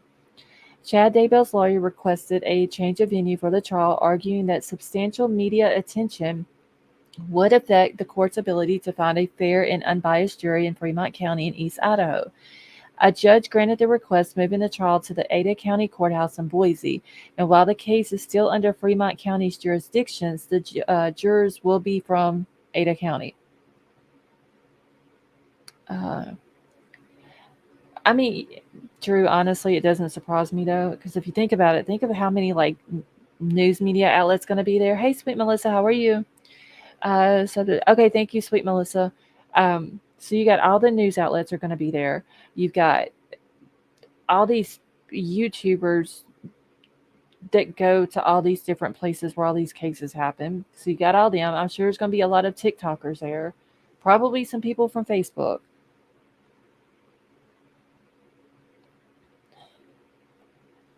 Okay. All right, so it says that the decision to move the trial is up to the judge, Blake said, but most often, she added, it's at the request of the defense and not the prosecution. Each case is decided on an individual basis, Blake told the Idaho Statesman, by phone, and but a lot of time that they're looking at a pre-trial publicity, they feel that they could get a more impartial jury. Oh yeah, Drew, that is too the family as well. I'm wondering. I'm sure the Gonzalez family would probably be there. I'm wondering about like Xana's dad, if he's going to come, because he's in Arizona. So I wonder if, uh, if he's going to be able to make the trip or not. Or even Kara, if Kara's out of jail, if she's going to be able to go. I would think Maddie's family would also, and probably Ethan's. Okay, let me find. All right, so the Idaho Supreme Court says that a judge may change the location of a trial if there is reason to believe that an impartial trial can't be held in the county where the case is filed, or if the convenience of witnesses and the ends of justice would be promoted by the change. So could an impartial jury be found in Moscow? I honestly don't think they could be. So on December the 28th, 2 days before Kohberger's arrest, the Statesman interviewed Latah County prosecuting attorney Bill Thompson at his office in Moscow. When asked whether he thought an unbiased jury could be found in Latah County should the case come to trial, he seemed optimistic. I don't see why we wouldn't, as long as there's not irresponsible dissemination of information, Thompson said. But at the time, few details about the investigation had been released, and the public was still unaware Kohberger had been identified as a suspect. But in the weeks leading up to his arrest, Moscow Police Chief James Fry did various interviews with the media that offered glimmers of hope. As the prosecuting attorney, Thompson said that he's concerned with making sure the prosecution is done in a fair and legal manner. He said in professional ethics rules restrict what he can release outside of the court because he doesn't want to create bias in the community. We have a legal obligation to not do anything to taint the potential jury pool because when we come to trial, we need to be able to select jurors who don't have a preconceived opinions of what occurred. Jurors who can be fair and impartial can listen to the evidence in court and make a decision based on the evidence, he said. It's really important to protect the integrity of the criminal process. I just don't know how they're going to be able to do that, though, in Moscow, honestly. Okay, well, my brother is supposed to be undergrade in prison. Okay. All right, so he says, but it isn't a balancing act, and Thompson agreed that the public has a right to know what's going on. Now, a sweeping non-dissemination order, also known as a gag order, prevents attorneys, law enforcement agencies, and others associated with the case from talking or writing about it. Thompson and Kohberger's court-appointed defense team, Kootenai County Public Defender Ann Taylor and Chief Deputy Litigator J. Weston Logston filed a document January the 3rd demanding the judge issue a gag order, writing that the restrictions it imposed would protect the integrity of the case to be presented at trial. All right, if y'all haven't done so, y'all please hit that thumbs up. All right, so the case involves matters that have received a great deal of publicity, both parties wrote, and the court has done both a constitutional duty and the inherent authority to minimize the effects of prejudicial pretrial publicity and to ensure the efficacious administration of justice.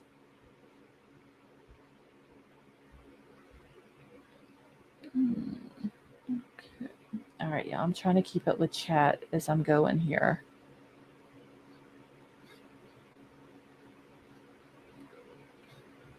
One second. All right, so it says, where else could the trial go? So former Idaho Attorney General and Lieutenant Governor David Leroy told the Statesman that every defendant in a criminal case in the U.S. is entitled to a trial by the jury of peers. Those peers are supposed to approach any jury service as unbiased and without opinion formed in advance of the case, Leroy said. And jurors must decide whether someone has been shown to be guilty beyond a reasonable doubt solely by evidence that's produced in the courtroom. Thank you, Tonka. See, you don't have to go on a hike to hit the lake. All right. I don't know why their writing is so small on here, though, y'all. I'm having a hard time seeing it. So the evidence can take different forms, including scientific tests, witness testimony. In the 19-page probable cause affidavit used to arrest Kohberger, authorities laid out how they employ DNA evidence, vehicle and cell phone records, and other surveillance to find their suspect. The difference between Moscow residents and the rest of the state, Leroy said, is the proximity to the crimes. Leroy said that conversations among people in the community, along with the temptation of news crews to drive by the King Road home where the 4 students were killed, have been pervasive. Leroy and Kohberger's defense team would likely presume that finding a jury in Latah County without previous opinions of the case could be difficult. He said Lewiston in Nez Perce County, just 30 miles south of Moscow, could provide a potential change of venue. So could Coeur d'Alene in Kootenai County, about 85 miles north, or Boise in Ada County, about 300 miles south. I don't think they would be able to do it in Coeur d'Alene either, honestly, because of some of the victims being from there. Thank you, B. Emerald Queen, thank you. Thank you to everybody who's, already hit the thumbs up. Okay. So community response to the media scrutiny.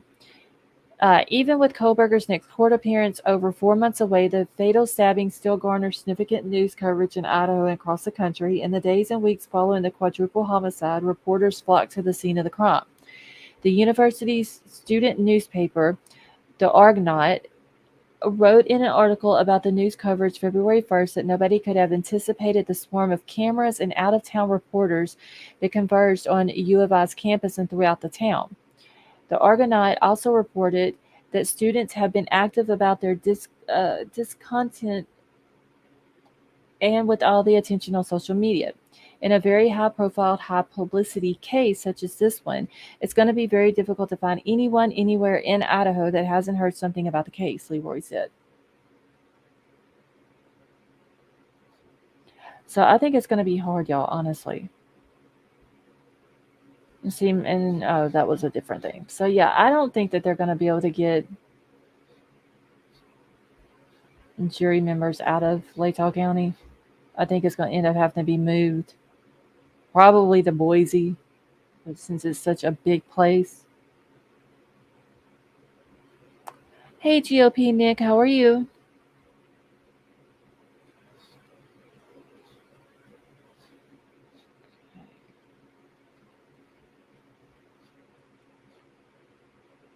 One second, y'all. King Scarlet, is your dog even? Oh. All right, y'all. So anybody wants to grab the link, you're more than welcome to come up. Okay, give me just a second. I need to look at something else.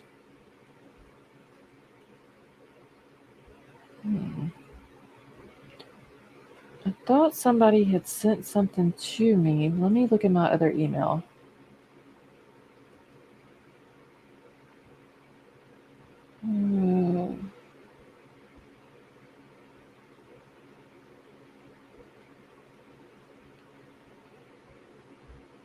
Okay. Simple Butterfly, I got your email, honey.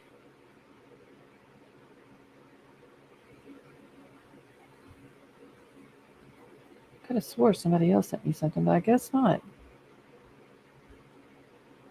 Okay.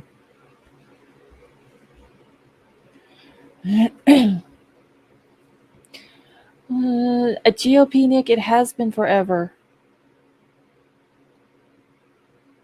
And we are talking about Bryan Kohberger, just crazy people sending him money. Should his trial be moved to a different area of Idaho?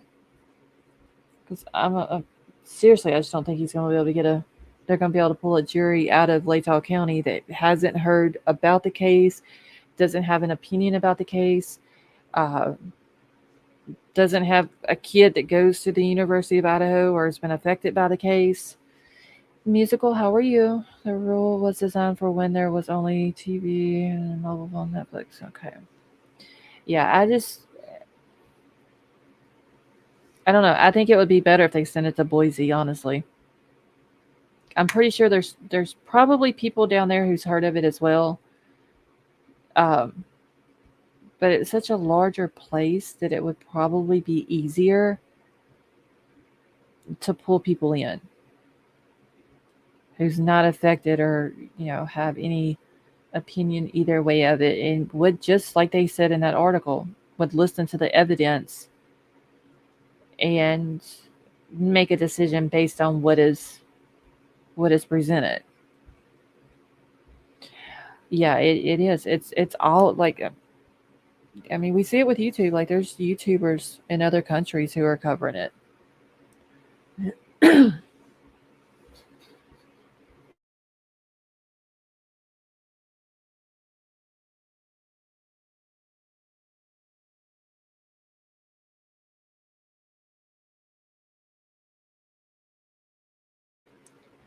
All right.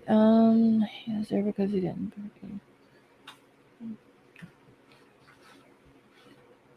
Could be hard to find a non-biased jury due to the salacious and derogatory way the media has spoken of BK.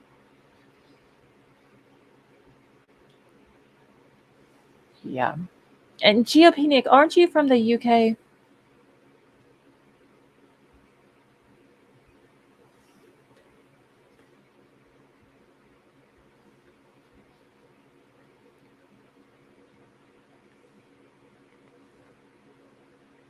Y'all, my chat keeps bouncing off of live chat. This is getting annoying.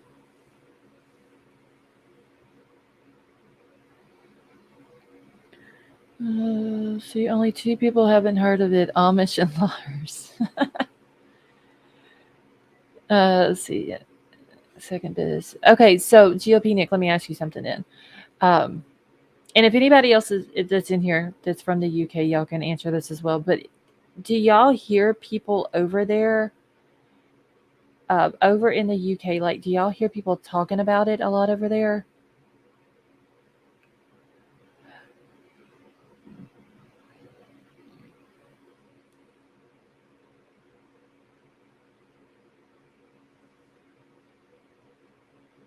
Honestly, all the jurors have to do is say that they can be unbiased and they're in.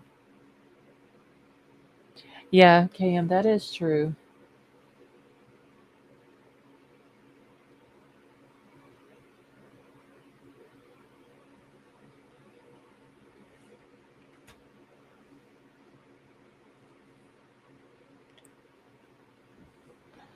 What the hell is up, y'all? I don't know if it's the internet, if it's keeps like it's wanting to go off and on for some reason. I don't know if that's the reason why the live chat keeps going back to top chat. See, I've seen it on another channel, has 2 crime scene photos, but they say they can't put any more out or say anything about them until after June. Just curious if they're even real.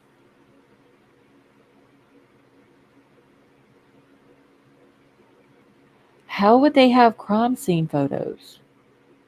It's definitely been a hot topic when it first happened, but now it's all Nicola Bully. Oh, Nicola Bully, y'all. The police came out a couple of days ago, and they said that her disappearance was like a high risk thing, and people started wanting to know what they meant by that. So then they come out and they start putting her personal health issues out to the public, which I think was completely wrong. See, I know that's what I keep asking myself, and all the they're saying the same thing. Yeah, I don't know how they would have crime scenes. Well, if one of the kids in the house took pictures before the cops got there, and they sent those pictures to people, that could be how they have it. But I don't know any other way that they would have gotten it. Let's see, it was horrible. They did that to her. Yeah, I don't understand why they had to put Nicola Bully's health stuff out there. And I'm not even going to put it out what they said. I did see today, though, where there was an expert dude that he's had like 30 years experience on searching for missing kids and women, or kids and adults. And he said that it's a possibility that she might have went off grid. Even though it's a hard thing to do, that it is still a possibility. But the cops are getting like a lot of backlash for putting out her health issues. And Emerald Queen, I don't know. Unless somebody, like I said, one of the kids took pictures of the inside of the house while they were there before the cops got there, or somebody was outside of the house and took pictures through the window. See, no idea. Let's see, the press conference. Yeah, I see where they were talking about. I forgot the lady's name, but people are talking about how she was dressed at the press conference and all this and that.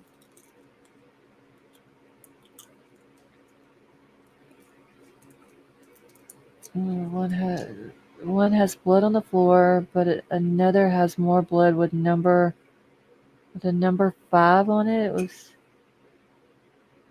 It was definitely Ellie was there.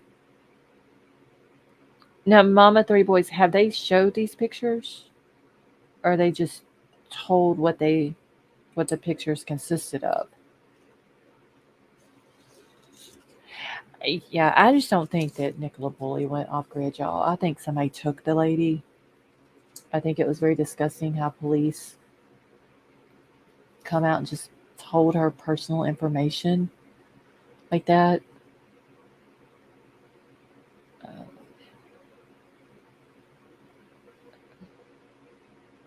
the pictures are in a video. So wait, Mama Three Boys, you saw the pictures though on this video?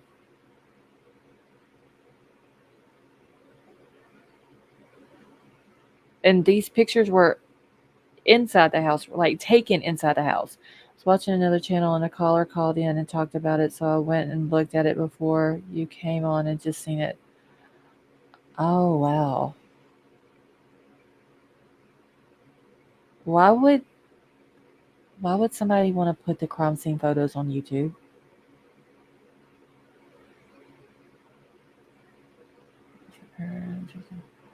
White Widow Baby, I don't either. I mean, they've seen they're having a really big problem with TikTokers over there. They've seen how the media has done with this case, how the case is basically taken off. They've seen how the TikTokers have acted over there, what the things that they've done, filming in through people's windows into people's houses and going through abandoned buildings and properties and all this and that. Why would they even just come out and say that her disappearance was a high risk? They knew that whenever they put that out there, the media was going to go crazy with it. And everybody and the brother that's following the case is going to have a question of what they meant by it. And then they knew that they would eventually have to come out and say what they meant by it. Hey, Jody, it's cool. How are you? Yes. Oh, what was that dude's name? I didn't forgot his name, but yeah, there was a YouTuber that was arrested.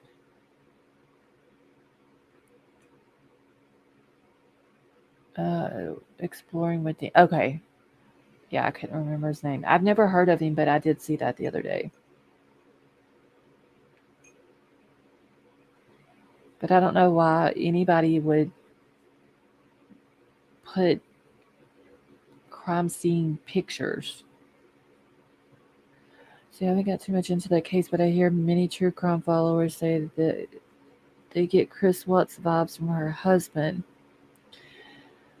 Um, KM, I don't know. I don't think her partner had anything to do with it. I think somebody was in the park that day and abducted her.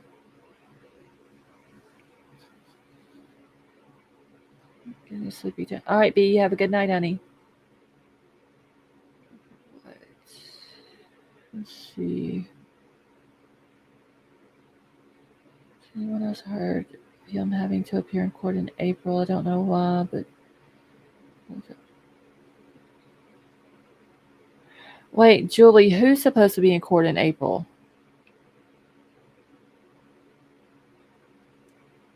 This is official. About the crime scene. I don't see how TikTokers can. I don't. I don't know if they're trying to charge them for being like around the area where she went missing, but they're having a lot of problems. Uh, I think most of the big issue they were having with the TikTokers was going up to people's houses and filming through their windows.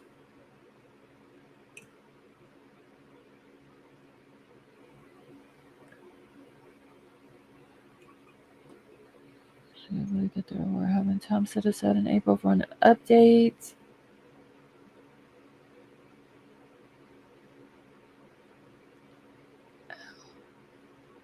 Who is a wait, Simple Butterfly? What do you mean? Who is a YouTuber mom?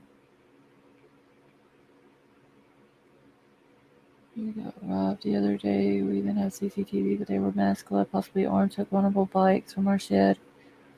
Oh, Sam, I hate to hear that.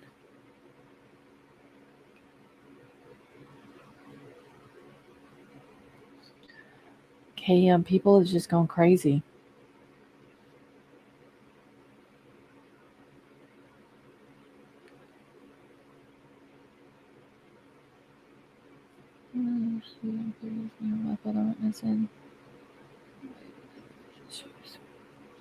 Yeah, I don't understand why they did that though. Like putting her information out there.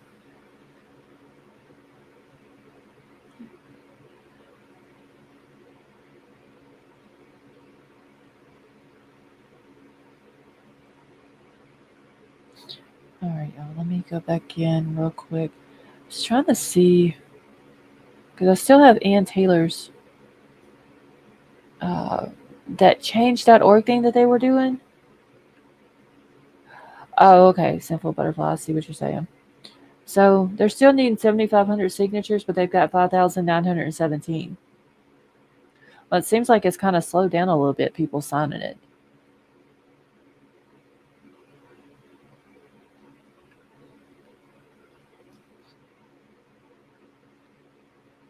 Yeah, y'all go hit the thumbs up if y'all haven't done so, please. Even the ones who are just watching and not joining in the chat, if y'all could please also hit the thumbs up.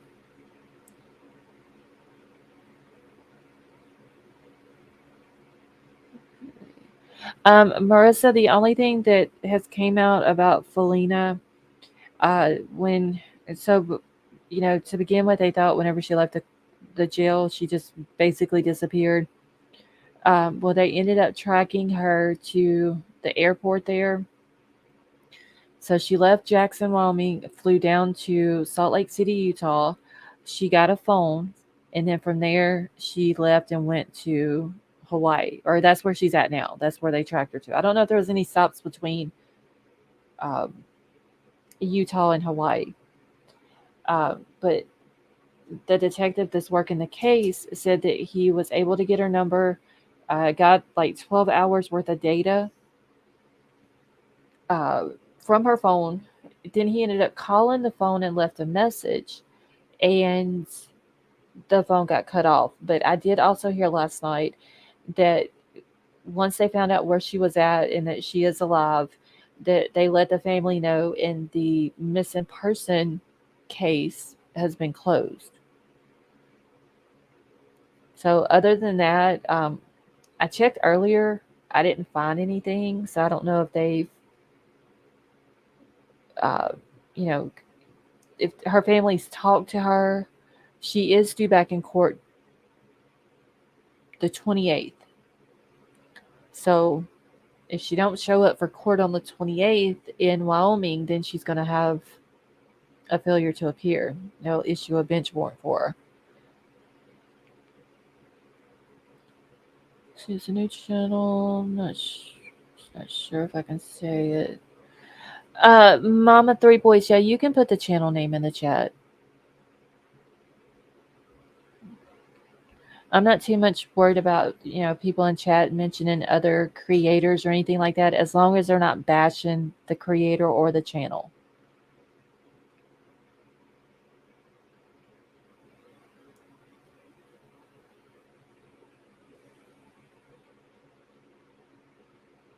Chill Chaser, how are you? And Jody is cool. Thank you for hitting that thumbs up.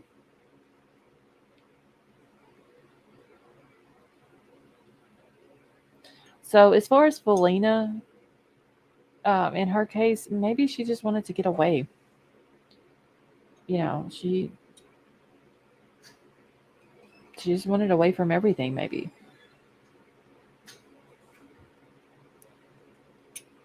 And they said that they're trying to figure out what other ties she has to Hawaii. Other than her dad. Her dad does live on the island of Oahu. So, did you ever see something? BK could be tied to the 2020. Wait, to a 2021 murder in Atlanta, Georgia? No, Tad. Where did you get that info from?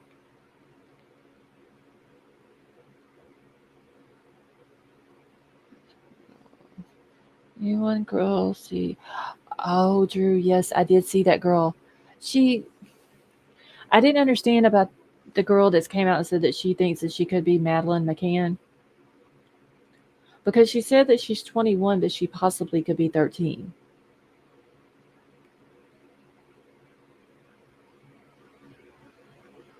And she's claiming that she has like some of the same freckles and marks and stuff like that that the little Madeline McCann girl had, and that she wants to get in touch with Madeline's parents because she wants to have a DNA test done to see if she is her.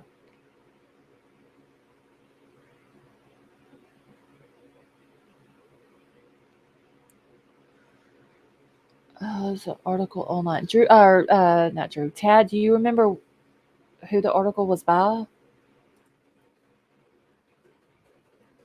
See if I can find it.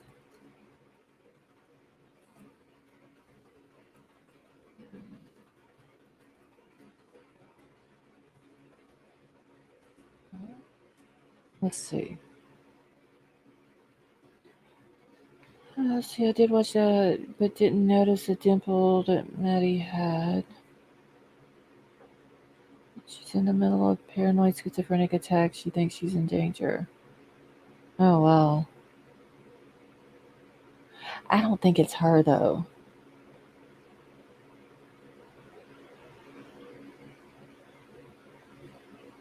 Okay, van life adventures and open-minded perspectives. Okay, thank you, Mama. Three boys. Emerald Queen. I don't know. That was what was on. I come across it when I was looking up um Bryan Kohberger stuff and seen the article and read through it real quick. And she says she was 21, but could be 30. I have to go back and reread it. It didn't make sense. Just that she wanted to get in touch with Madeline's parents because she wants a DNA test done because she thinks that she could be. No, she would be 19, not 13. Okay, yeah, I'll have to go back and read how it said it. The way it was in that article, it didn't make sense.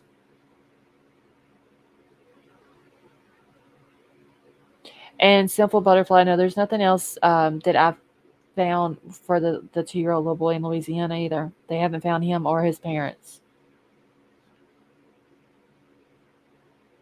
All right, I'm trying to see if I can find anything about Bryan being possibly tied to a murder in Atlanta.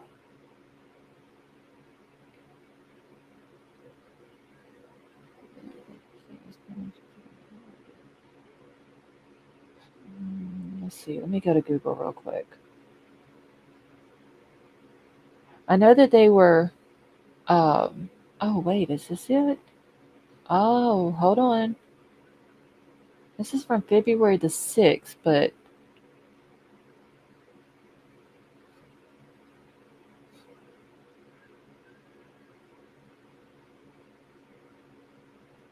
okay, hold on. I'm gonna pull this up.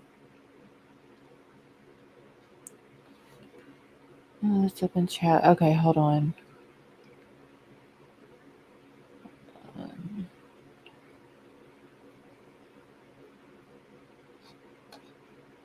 Okay, is that the one where there was a jogger? Let's see.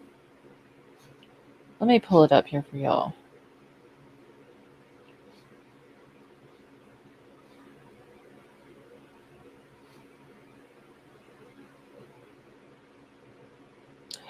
Christy, yeah, LSTC just means the Lost Souls True Crime. Child missing. His mother murdered. Ellie believes the father is responsible. Tonka, that's there close to where you're at.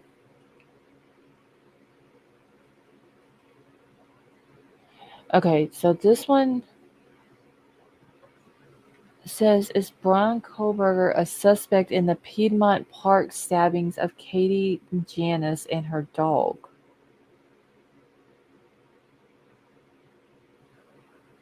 See, it's been 2 years since Katie, Janice, and her dog Bowie were stabbed to death in Piedmont Park. Atlanta police are no closer to finding the suspect. Janice was stabbed 50 times, and the word FAT was carved on her body on July 28, 2021. Her dog was also stabbed to death. Internet sleuths believe that they know who the suspect is, Bryan Kohberger.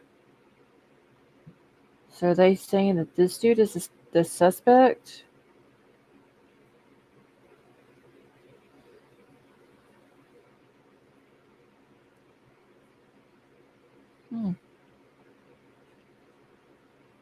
Does anybody know if he was in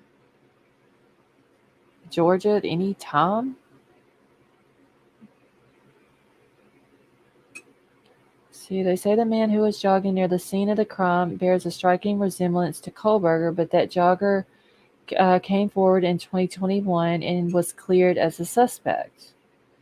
Kohberger was arrested in Pennsylvania. We know all that. Amateur sleuths say a company that is affiliated with Kohberger has ties to Atlanta, and that puts him in the Atlanta area around the time of the Piedmont Park murders. So what company are they claiming that he's affiliated with? See, now I can't remember for a complete certain, but clean. Okay. So this says in this little blue box right here. Now I can't remember for complete certainty, but Clean Hands, Safe Hands is either owned by Josco Ventures or is directly tied to the Shield. Either way, this links BK to KG in Atlanta, and at the same time as Katie, Janice, and her dog Bowie, who were killed.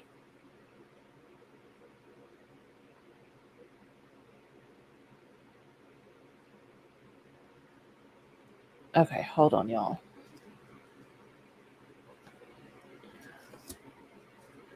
I see where it's where the information is coming from now.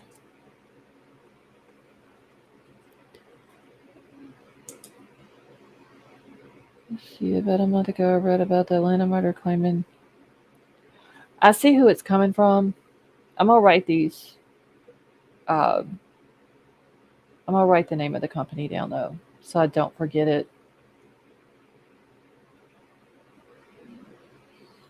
Give me just a second. Let me get these wrote down.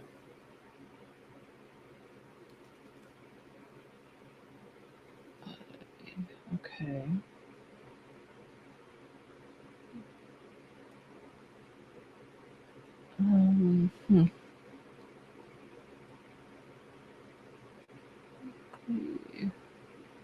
But they're saying that this is directly tied to.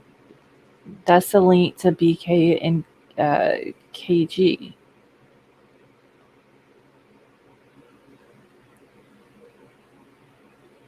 Okay. I don't think he has anything to do with it.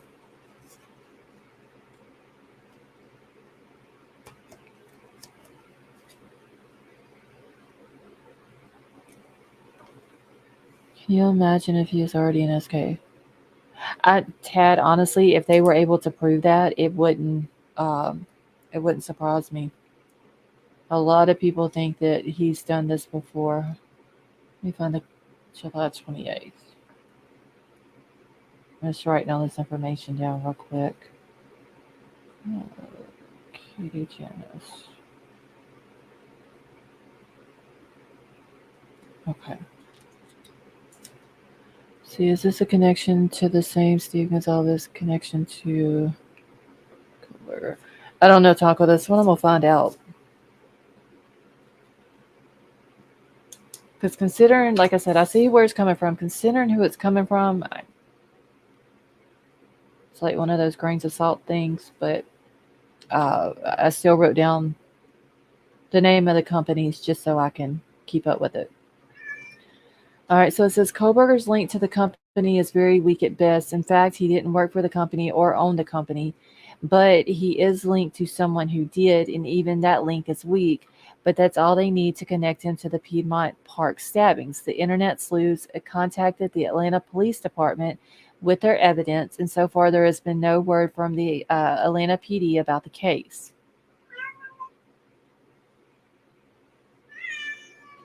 All right, so that's all that says. Oh, he's being extra again tonight, y'all.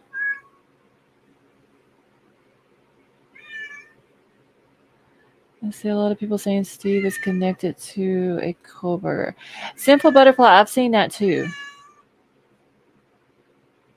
That there's some type of connection. He hated being called fat and lost all the weight. Yeah. Yeah, y'all have to excuse Milo because he's being extra again tonight. He's being a drama king again. Your dog is tilting his head.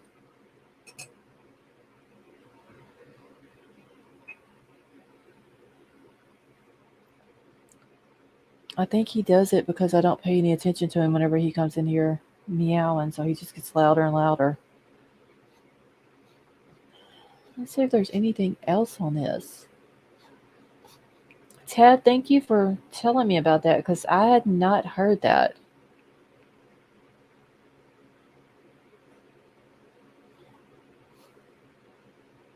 I'm still waiting on Pennsylvania to come out. They so far have said that they haven't found any ties.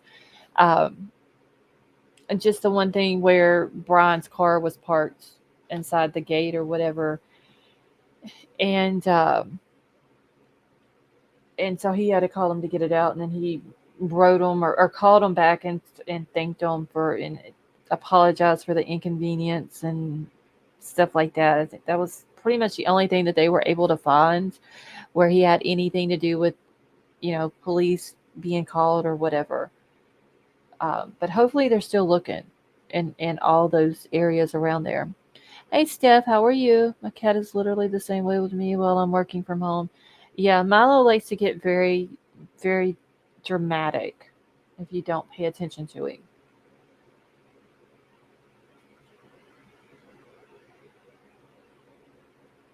YouTube video about it. Okay, I'll have to look for the video. Thank you, Tad.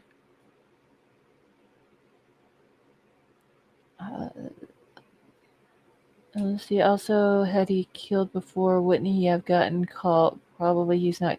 Yeah, American Virtual. He's not too good at it. And what went on in the 15 hours the police lost him? GOP Nick, that is a good question. And the same person who posted in that article also posted something about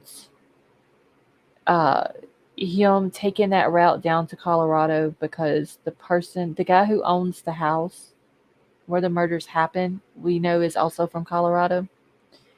And this person, he's on Twitter, and he's thinking that maybe Bryan had went down through that way, met with this guy, either collecting a payment for some reason, or they're thinking that he may be a federal informant. So that's why I was saying, just I'm gonna take it with a grain of salt type thing until I check into it. Because I haven't heard anything about him having any ties to any companies at all, honestly. There was a thing. Well, Mr. Gonzalez did say,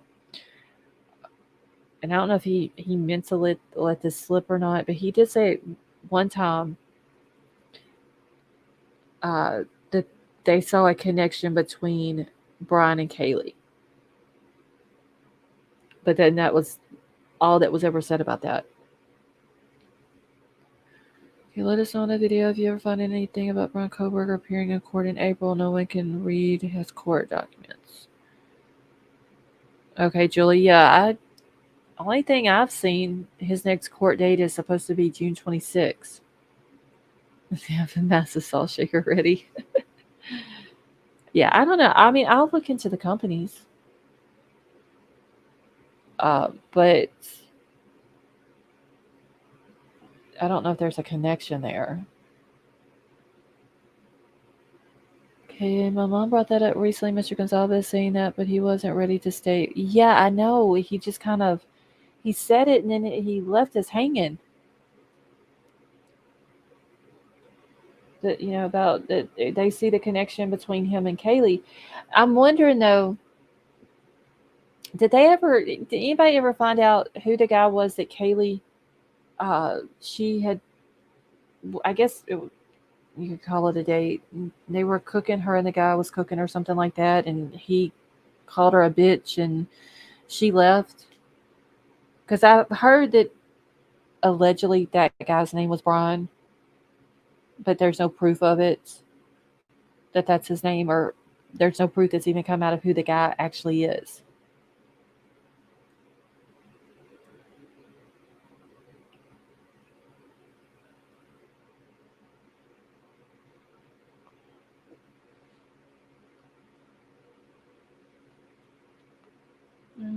Okay. One second. I gotta change it back to live chat. Oh, this is getting ridiculous now.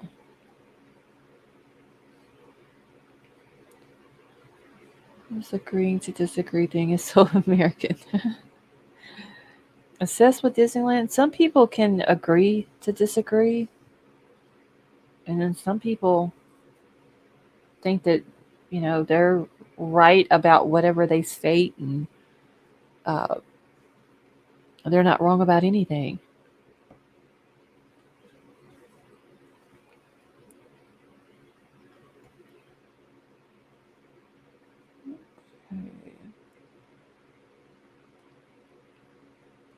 All right, y'all. I'm trying to think if there was another case that I was looking into. I am gonna be doing, yeah, agree to this. I mean, you know, we don't all have to have the same opinion on something, but we at least gotta respect other people's opinions, even if we don't agree with it. But anyway, like I was saying, I am gonna be working on Gretchen Fleming and Madalena Kojikori's case. If anything new comes out on Bryan's case, I will for sure bring that to y'all's attention. And we're going to see this case to the very end. Uh, but I do think that Gretchen's and Madalena's needs to get out there. Let's see, I love hearing different points of view so I can broaden mine. Yeah, I mean, I honestly don't think that there's anybody in the world who knows everything about everything. And people can be wrong, and people just need to respect other people's opinions, even if they don't agree with it.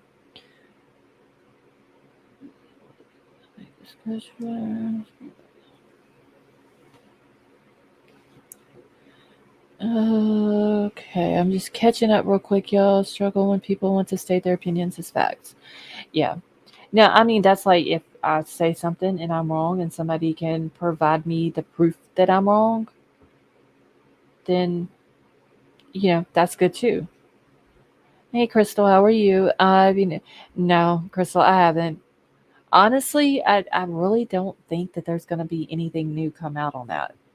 If it does, it may be a while though.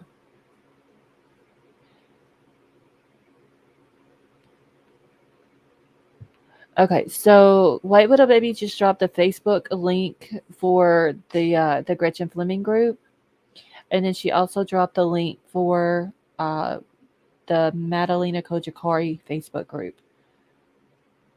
And they've been putting a lot of information in there, so if y'all want to grab those links and join those, I'm gonna start either tonight or probably maybe in the morning, gathering up information off of both of them. and putting it together. That way we can get started on those. Plus, I'm going to uh, start on the other channel as well, putting content over there. Okay, let me grab. Oh, shit, I gotta find it first. Hold on.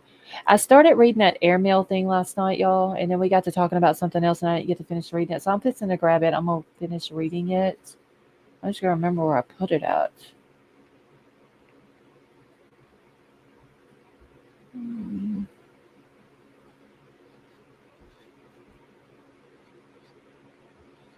Okay. I might have accidentally deleted it.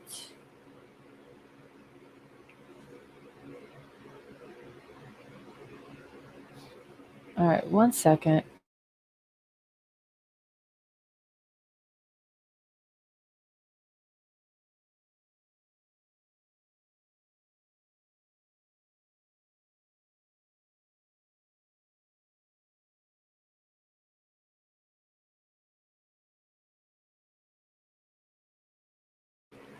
Okay, give me a second, y'all. Let me see if I can look through my email and find this. My God, y'all. I have like 30 emails from February the 17th.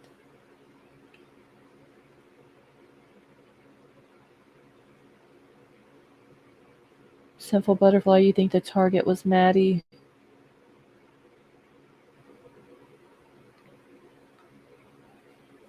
Hmm.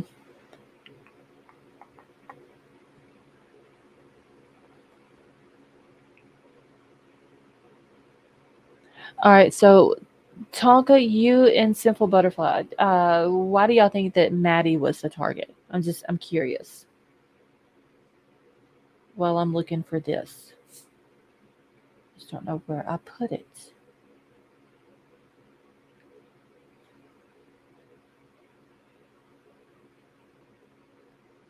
Oh my gosh, y'all. Have y'all ever put something somewhere and then you can't find it?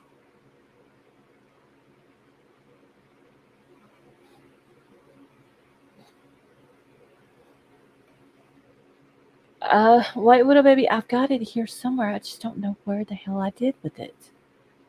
I literally had it last night. I started reading it. Ah, wait, I got it right here. It's still sitting in my inbox. Okay, I got it. I thought I had dropped it into the Bryan Kohberger folder that I have in my email. I didn't realize that. Hey, Brad, how are you feeling? I didn't realize that it was still sitting in my email. But I did start reading it last night, so I'm going to pick up where I stopped off at.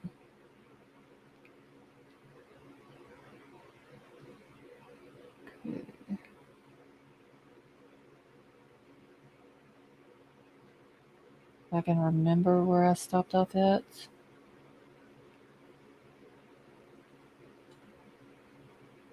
Okay, where's I forget when I'm even doing American Virtual. If I don't write it down, I completely forget about it. Okay, I think Maddie talked to Bryan at some point. He asked her out. She turned him down. He obsessed over the rejection and decided he would say her, and things didn't go as planned. Jesse Katz, you have a wonderful night. Better than yesterday. Thank you for much. Much love. Hope you. Yeah, Brett, I think mine's getting worse. Like, my face is like, I can tell that there's some sinus issues going on there. I believe there is evidence of communication between them. Okay. I mean, so but pretty much if Maddie would have been the target, then that would have made Kaylee and Xana and Ethan just kind of at the wrong place at the wrong time type thing. Because honestly, I hope they do come out and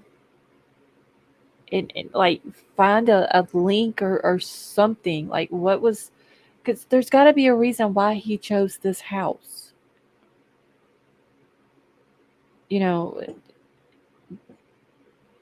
I don't think it would come down to him just driving around Moscow just looking for a house. And he was just happened to drive by that one, was like, oh yeah, that's the one I'm gonna commit this crime in.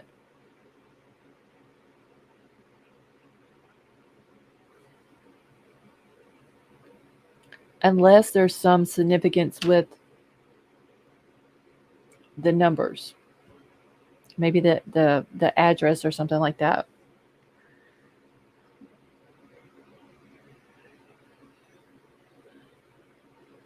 Okay.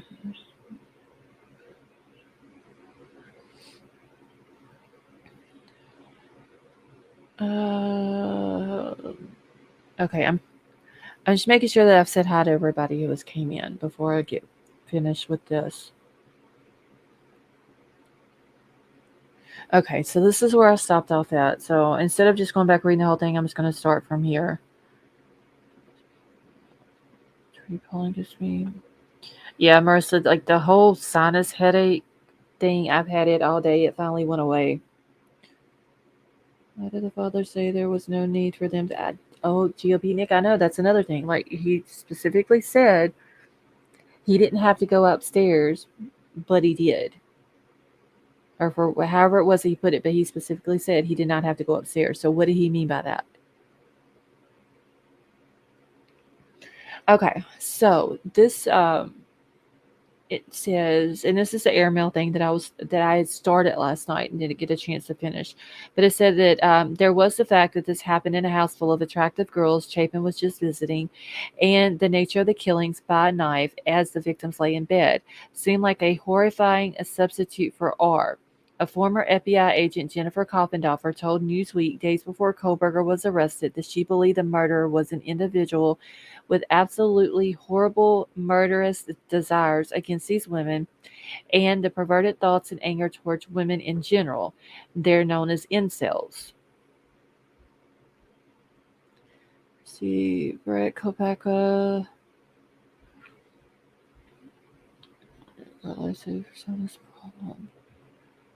Okay, do you reckon there was a driver waiting outside, which is why there was a video footage showing a car going around and around? GOP Nick, yes, I've said that. I think that uh, someone was driving the car and they dropped him off, and that's why they kept coming back and forth.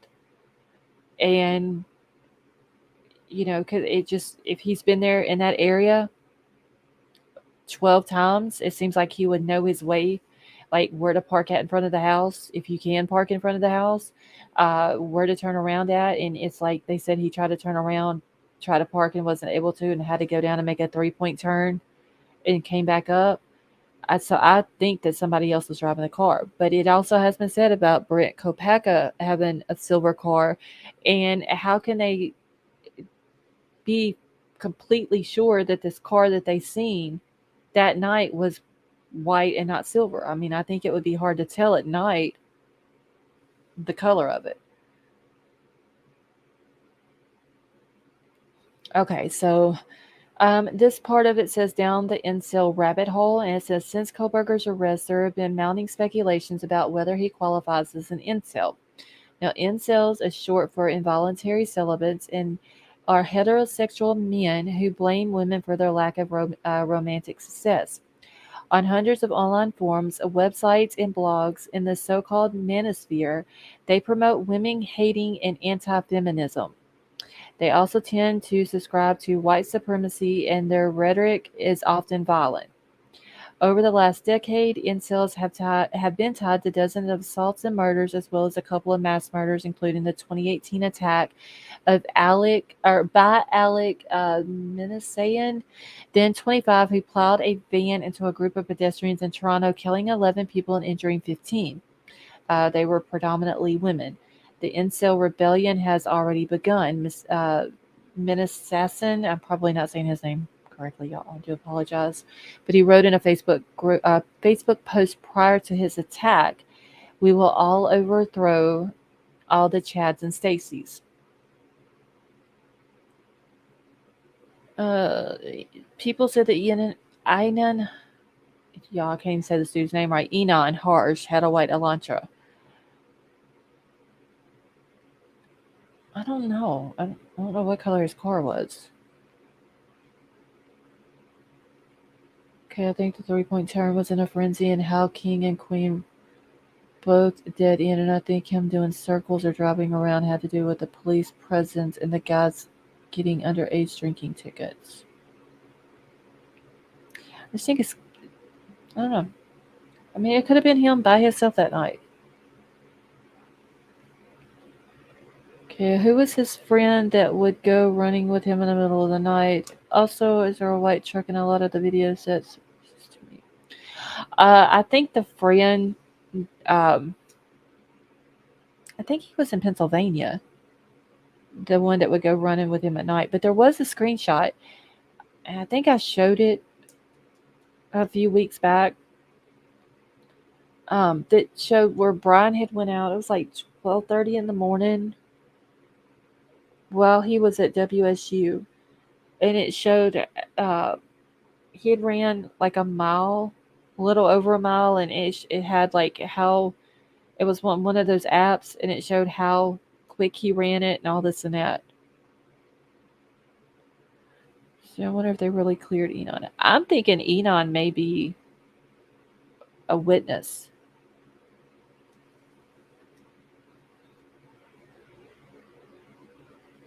All right, y'all. If y'all haven't hit the thumbs up, y'all please go do so. 188 of y'all in chat. A little over 130 likes. So if y'all haven't done it, please go do it real quick. Brad, you think Enon may be a CI? If it was Kopaka, then maybe they terminated him on purpose. GOP Nick, that's something to think about, huh?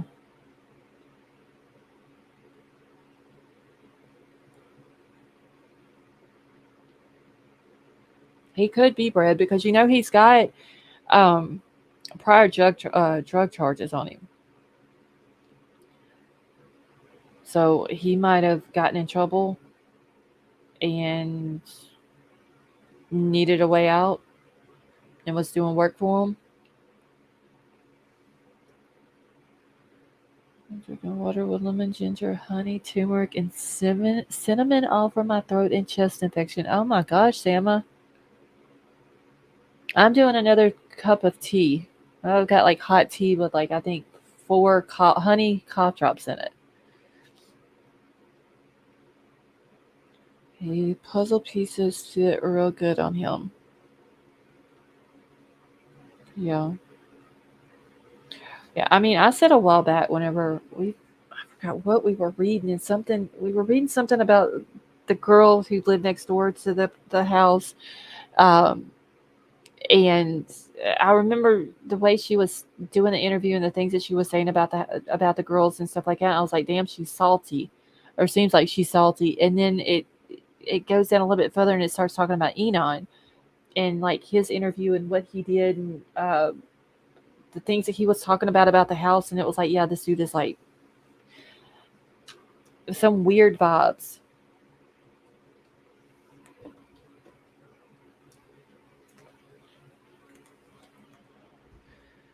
Okay, let me get back over to my thing.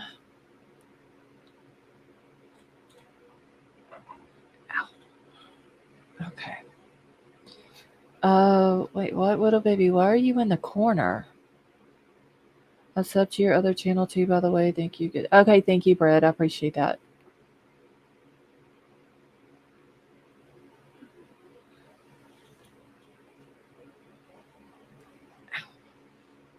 Yeah, I'm trying to get situated here in my chair. Okay. Let's see. What is this? I don't know.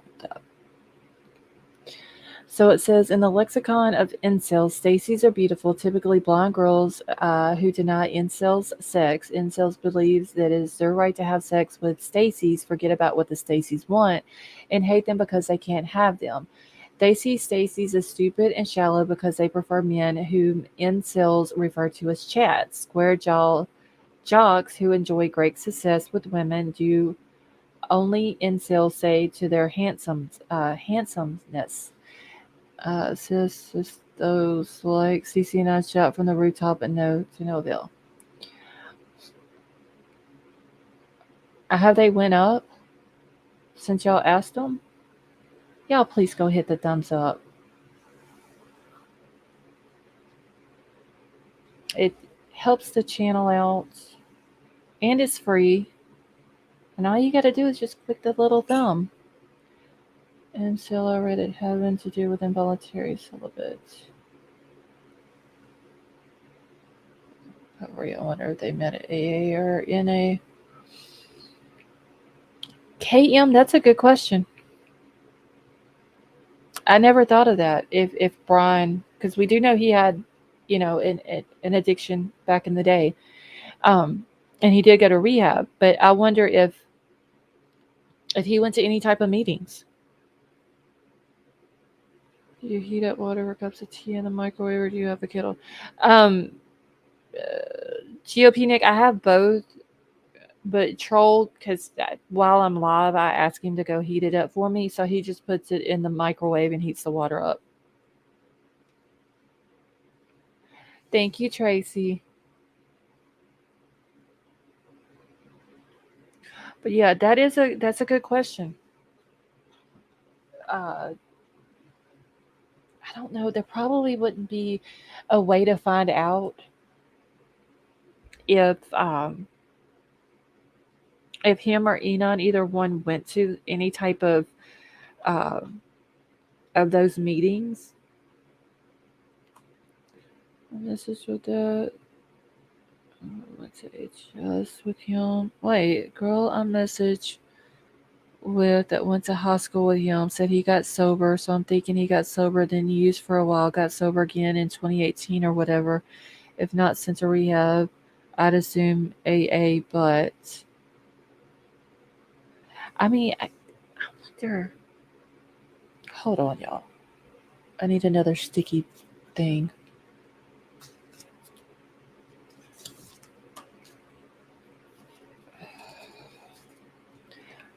I need to find out. Yeah, I've literally got pink and blue sticky notes all over my desk. We need to find out, though, if there is any. Hey, True Crime 367, how are you? We need to find out if there's any type of meetings in Moscow or in Pullman.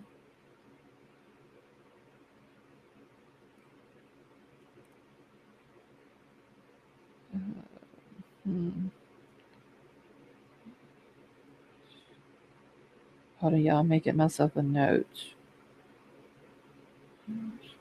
Or okay, so I'm making myself a note to look up to see if there's any type of meetings like that in Moscow or in Pullman. Okay, that's so strange for English people. I saw it on TV program and was surprised. It's interesting little cultural quirk. Okay, there are no log of 12-step program or 12-step meetings unless court ordered. They have to be logged. Okay.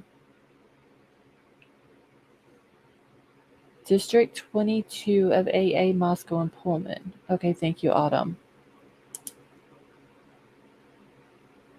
District 22. Okay, hold on. I'm going to write that down too real quick. Okay, and there's an AA and NA World Service page.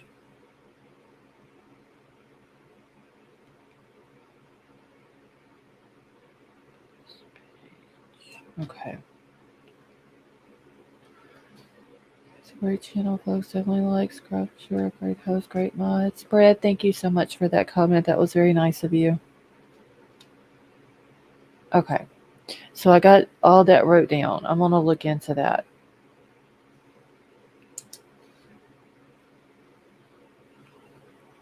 Okay. Now I got to remember where. Okay, so I read all that. All right, so this one says that you can see how an incel might have regarded the house where the Idaho victims live as a veritable nest of. Stacy's. The surviving roommates were also pretty blondes. This was the house Kohberger drove by at least 12 times as if doing surveillance, which police say that they know from his cell phone records.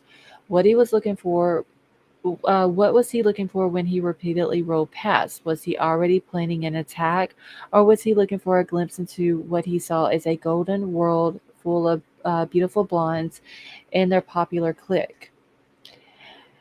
GH, how are you? Okay, the one picky looks really bad, and so does his teeth. Autumn, are you talking about the one where he's like super, super skinny? Went down the rabbit hole about incel. Oh my god, what an opener.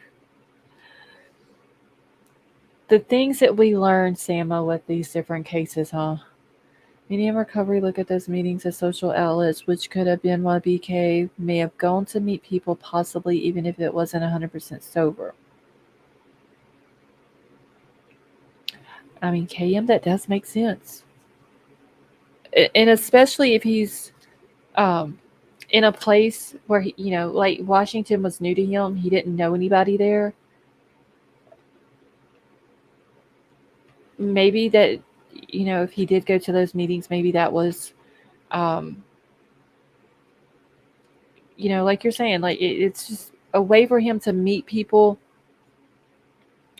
who are, I don't want to say like him because of what he's done, but have the same problems as far as addiction that he has. Scary, I'd hate for my Google searches to go public. Sama, girl. I think anybody who follows true crime would hate for their Google searches to go public.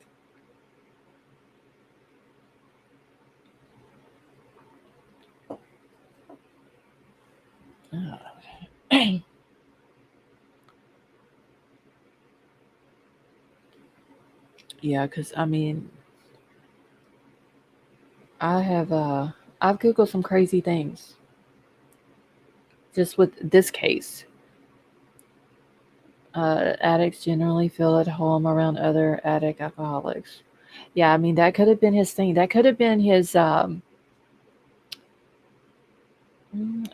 I guess like his security blanket for being in a new place.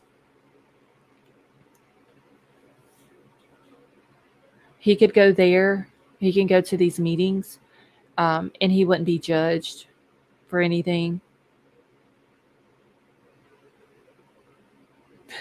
Civil. Let's see, from what I understand about Bryan, he wouldn't seek group support. He believes he is the only one that can change himself. So, Tonka, you don't think, like, just going when he moved to Washington, you don't think he would go to him?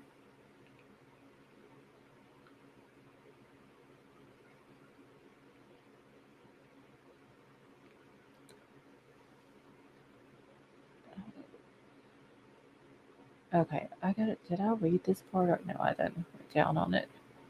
Yeah, they say this thing is supposed to be like a 9-minute read. So I don't even want Burger King anymore because of PK. Simple Butterfly. I didn't even eat Burger King. You don't? Okay. I got you, Tonka. Enon also seemed like a socially awkward fellow who may have vibed with him. Yeah, Enon, he seemed like a loner. Usually just him and his cat at his apartment. Supposed to be a teenage stalk these girls plus anything else that he had to do. Aren't those meetings usually held like at night? Um, the AA meetings and stuff like that. And the meetings would be very vulnerable women that he could prey on. GLP Nick, that is true too. Okay, let me get back to this. So it says Kohberger's apparent obsession with the girls deemed out of his league goes back to an early rejection. In middle school, in Broadheadsville, Pennsylvania. His heart was reportedly broken by Kim Kinley, a future high school cheerleader. By all accounts, an overweight, awkward boy, Kohberger would become relentless in his pursuit, repeatedly leaving love letters in Kinley's locker and telling her that he liked her.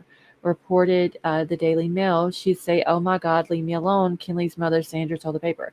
And see, they put that in there like it's her fault that he wouldn't did this to these kids.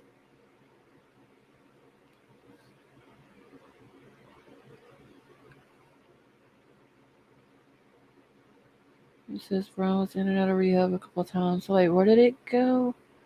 Y'all seen this in IBT article and says Bryan's former coworker claimed that he had used drugs with the murder suspect.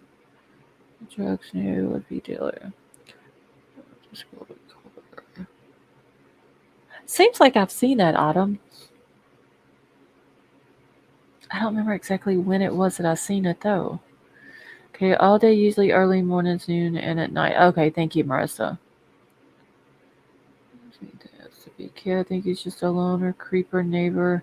It was far too nosy for his own good.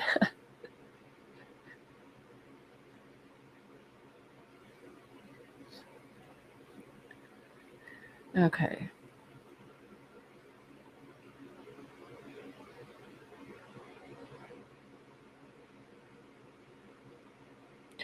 Okay, Boomer Girl. Wait, Boomer Girl, you said you changed your name. Who were you before? Oh, okay, never mind. I see the comment now. Still Julie Johnson, changed name. Okay. Never mind, I see it. Okay, I used to go to Al Anon, former members of the meetings that use the same 12-step. Time of meeting depends on the group. Okay.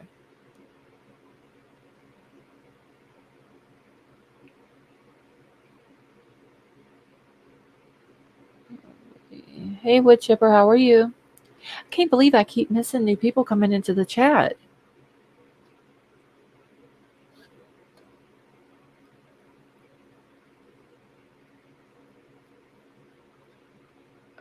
Okay.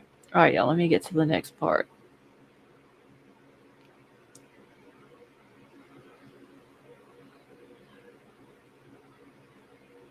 Okay, so Kohberger's apparent obsession with girls deemed down of this league. Okay, back to the early rejection, which I don't like how they made it in the last paragraph that I read. They literally, it sounds like they're trying to say that because this girl rejected him in middle school, um, that it's her fault that he went and did what he did to these girls and to Ethan. That really isn't fair to the girl from middle school. Says there's a live chat issues and conflicts. Yeah, I don't like how it keeps bouncing off the live chat because then people come in and I don't see them come in until I see someone in chat say hi to them.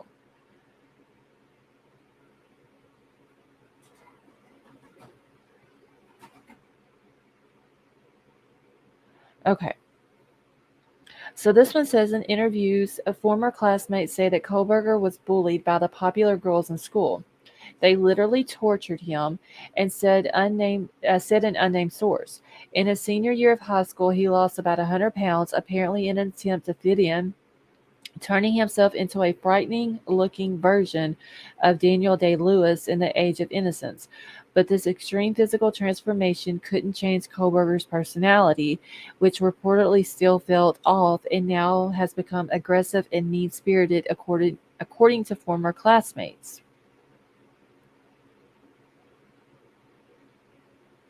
So in high school, Kohberger reportedly started taking heroin to dull the pain of his existence. He later went to rehab and got sober.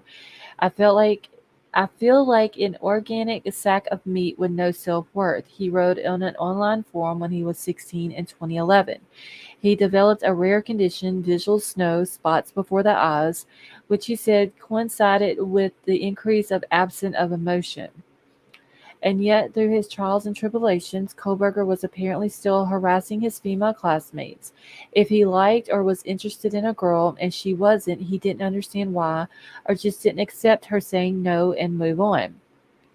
Dominic Clark, who attended elementary and high school, what Kohberger told the New York Post. So did he do this back in elementary school too?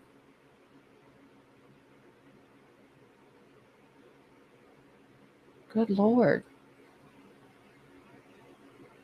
Okay, girl I messaged with didn't say anything about him being tortured, but did say that they avoided him because he was creepy. And the guy that was in chats that claimed to go to school with him said that that's false. Okay.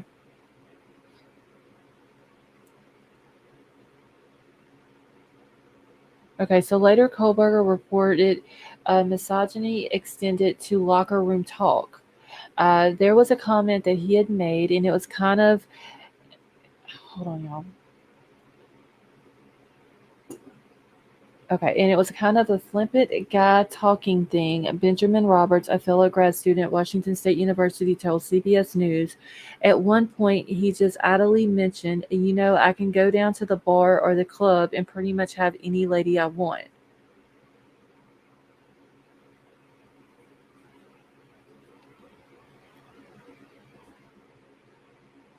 All right, so from everything that we know about Kohberger, this sounds doubtful. The bravado of a man who would like to be the player but drives a white Hyundai Elantra.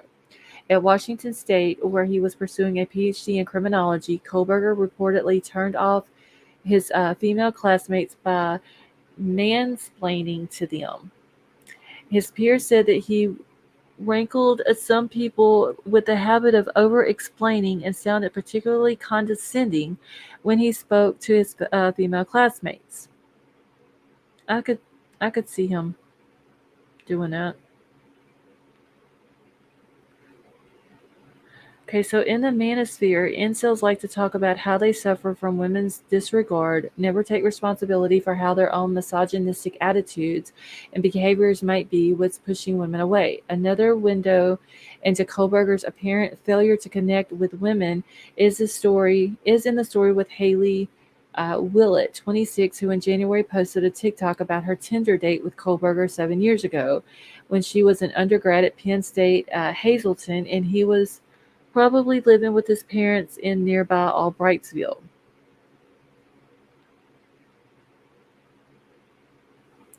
Willett said that Kohberger kept trying to touch her, making her uncomfortable until she finally got him to leave, after which he messaged her saying that she had good birthing hips.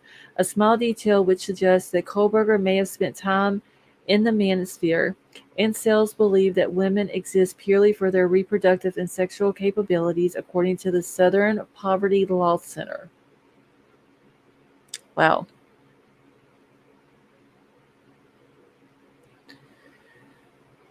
Okay, so 11 days before the Idaho murders, according to the New York Times, Kohberger had a meeting with faculty members at WSU, which had been investigating his professionalism and his conduct around women in his role as a teaching assistant.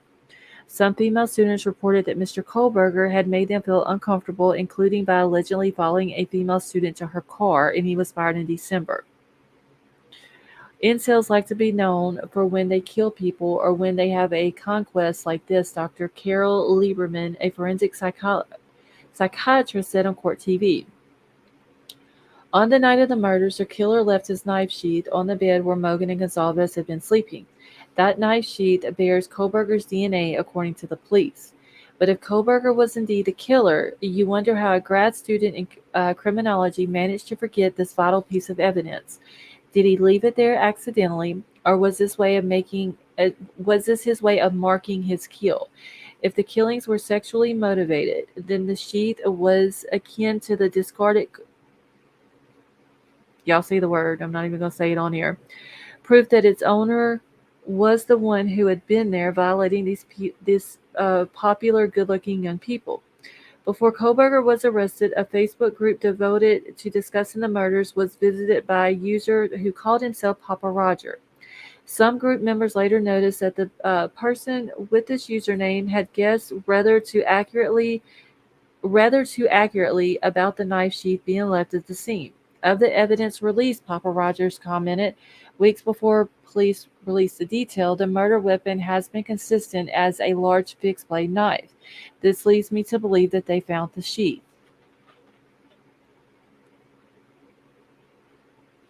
Hey, CU2, how are you?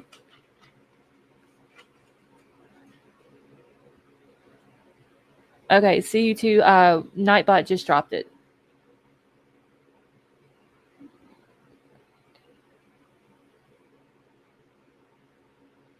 Let's see. I don't like I want to scroll up on it. Okay.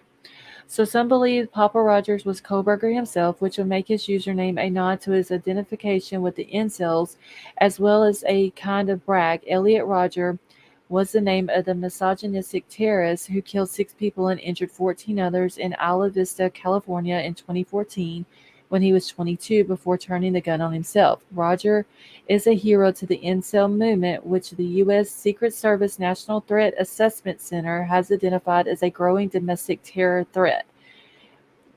Through his murder spree and his online manifesto, in which he blames his loneliness and isolation on women for refusing to have sex with him, Roger became an incel king.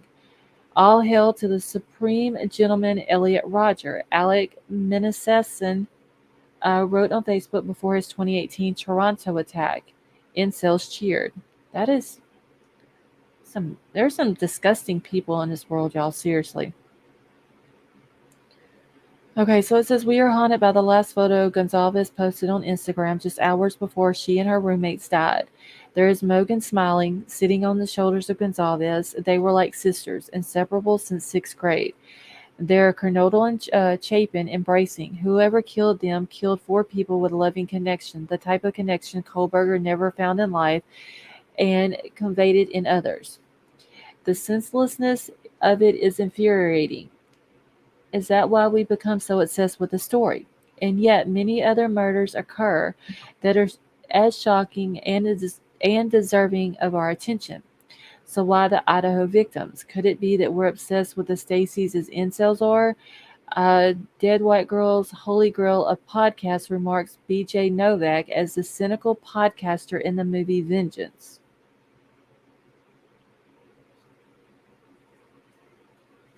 Thank you. See you too. So, some crazy people in the world, y'all. So you're just gonna say developmental disorder has nothing to do with being a sociopath. Saying something as fact when they have no verification. Okay, I'm catching up real quick, y'all.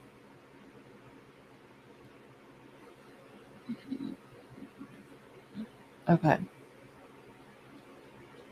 Yeah, they're just, because a female won't be with them, they gotta go do that, murder people. It's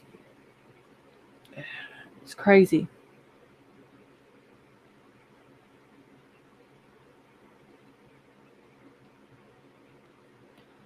Case is officially giving me whiplash. We're not even close. No, we're really not. I think this case is gonna go probably a few more years at least before, you know, a verdict comes down. Okay, so Boomer Girl says just a thought. Could you imagine if Idaho law enforcement got it wrong, a criminology PhD student charged? That would look incredibly bad on Idaho PD. They must have a lot more evidence. I mean, they must have something, uh, that they think that's going to stick, and I hope they do. So yeah, oh yeah, he's going to drag it out for sure. He's going to want to he's going to want to control the way the court goes. Like this dude he just has a huge control issue. Like he has to control everything.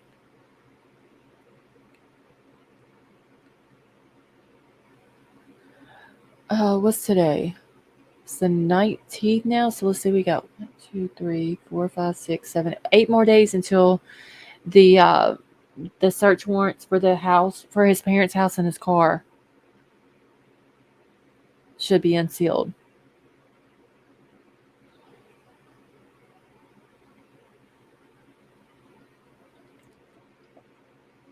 So I've got it marked on my calendar up here.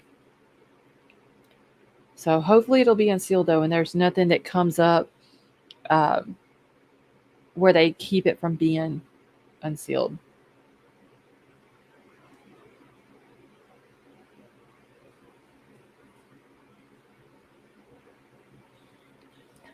It says that Maddie and Kelly could potentially be mean girls. That's just from watching their TikToks and my girlfriend.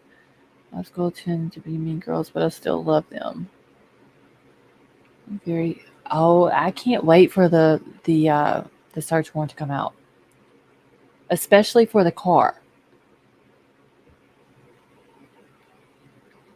I don't know. I mean, probably Ollie. I'm sure all they got out of the parents' house with just the stuff that he brought with him back from Washington. Hey, John B, how are you? Unless they found the murder weapon, now, that would be an amazing thing.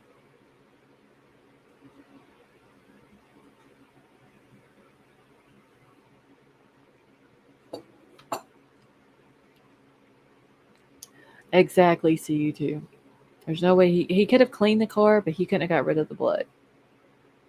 Kim, curious about the animal hair. Michelle, I'm curious about that too. I'm wanting to know if it came from Little Murphy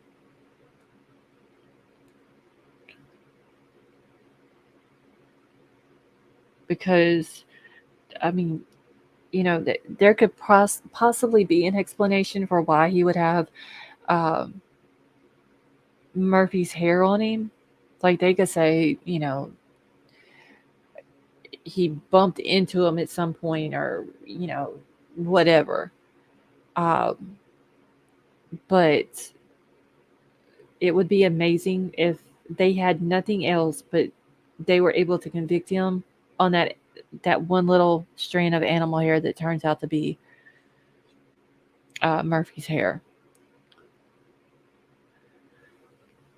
Let's see. Wasn't until I was diagnosed with it and read about it, I learned truly misunderstood. How affecting your. Okay. My chipper, I have a permanent dent in my forehead from hitting it so much. Hey, Kimchi, how are you?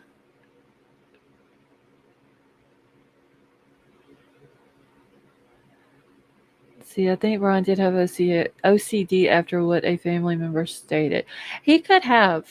Uh, there's no that I've seen. There's no proof out there that says that he does, but there's none out there that says that he doesn't either. So he very well could have it. I saw today that his apartment provided a storage locker for each tenant. Did they? Yes, Drew. In the search warrant for they had the warrant for his apartment and for his office, and the one for his apartment did include the storage locker. And to begin with, I thought that it was when they said storage locker, it was like um, like the storage units that you can rent or whatever. So I got to looking around on WSU's website and found the step two apartments, which is the ones that he lived in, and it does say where they're explaining like what all you get with the apartment, that each apartment does come with a storage locker, and it explains where it's at on the campus and everything else. So yeah, it was included in it. Now, in that, like the search warrant or whatever, they didn't say if they got anything out of that locker though.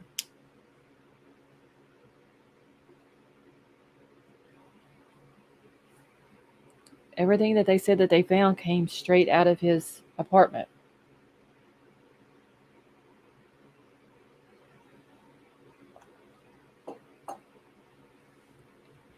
If he's convicted and gets the death penalty, it could be decades before that state ends his life. Idaho has one guy on death row for 40. JC, that's ridiculous though. Now, if you get the death penalty and you are uh, able to do all your appeals, but what is the point of having a person on death row? They have exhausted all of their appeals. Like you have no more appeals. You have no other chances of getting that death penalty sentence overturned, so like life in prison. So what is the point of letting them just sit there and have the state's taxpayers, like, what is that point?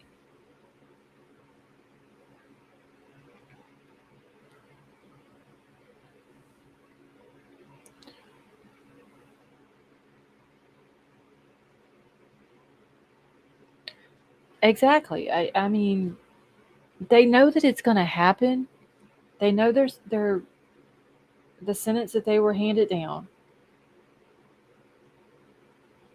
They've had their chance at the appeals.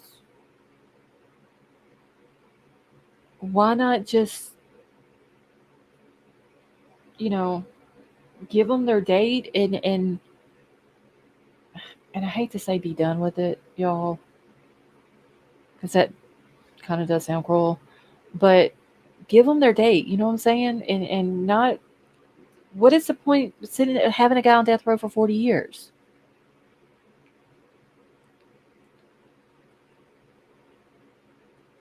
Put him in gin pop and he'll have a lot of friends. I mean, I get that the appeal processes, I get that those do take a while. I mean, you have to, um, you know, it's a court process, and we know that court processes do take time. But hey, Gigi, but like I said, once they're done, give them, once they've exhausted all the appeals, give them 6 months after that. Like there has to be a date within 6 months after the last appeal is turned down, or after whatever the last appeal is done, and there's nothing else that can be done about it. Give them, it has to be done within 6 months. That would make sense. If they have family, give them a chance to say their goodbyes.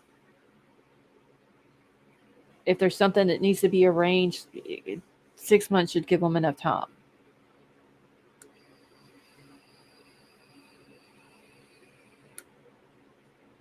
See, I think the case should be so watertight.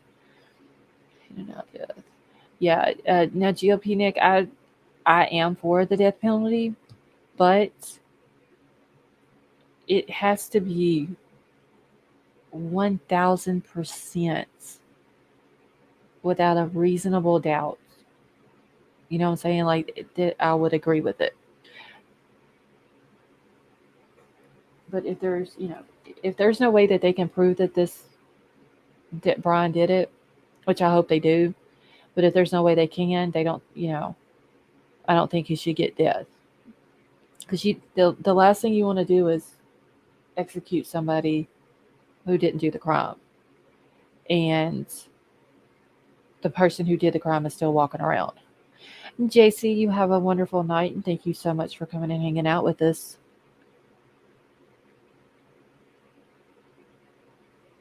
Let's see.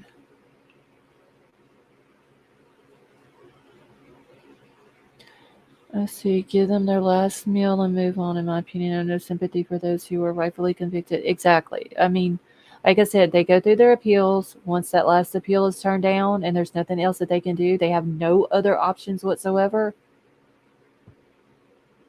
6 months. That gives them enough time, like I said, to spend time with family, say their goodbyes, get their financial stuff in order, and move on. Okay, let's see. Exactly. Idaho case history examples: Joseph Duncan, Vallow, Daybell. So much cost. Y'all, Lori Vallow and Chad Daybell. I don't even want to know what the cost of those cases have racked up to be. So it should only be execution when it is beyond a shadow of a doubt. Period. Yes.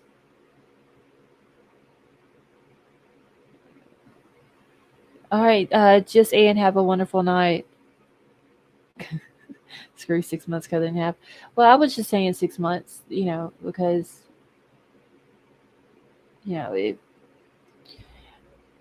the family, some people may still have financial issues that they need to get in order, but yeah, that sitting on death row for 40 years, You might as well, if you're going to let them sit on death row for 40 years, you might as well put them in prison for life.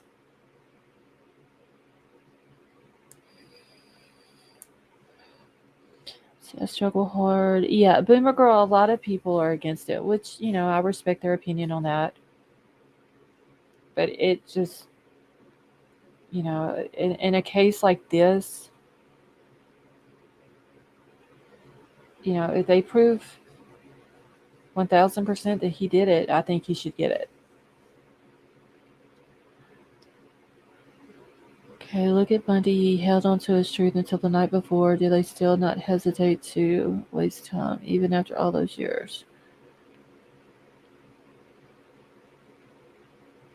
But I've come to realize that if it was my child, I would hook the generators. Oh, Sparky, in a hot minute. Hey, Gail, how are you?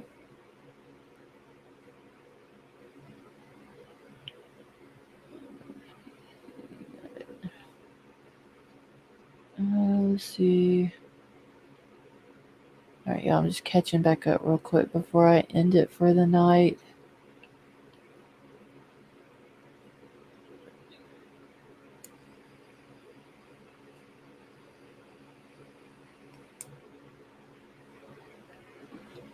Sniffle butterfly, I wonder why that is. Why is Idaho having a problem with it? But a state like Texas doesn't seem to be.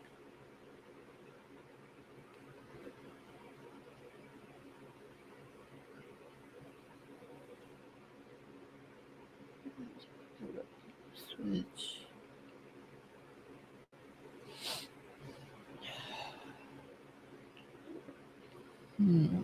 Okay, 1 second.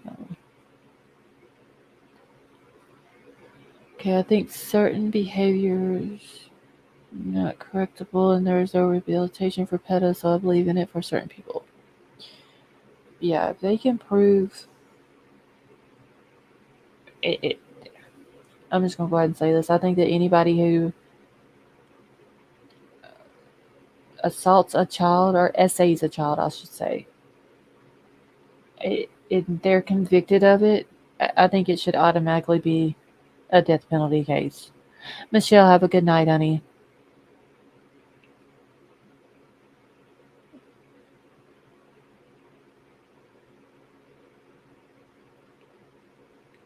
But that is just my opinion. I know some people are different, but if somebody, I don't care if it's a man or a woman, if you're convicted of SAing a child, it should be an automatic death sentence.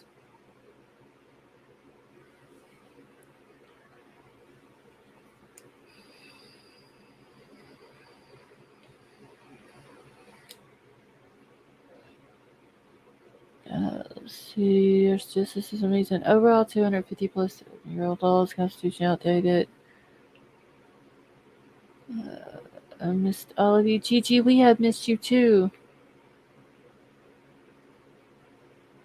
Somebody, who was it the other night was asking about Gigi? Let's see. Sometimes I think death is too easy. Yeah, I mean, it really, see you too, it really is. But,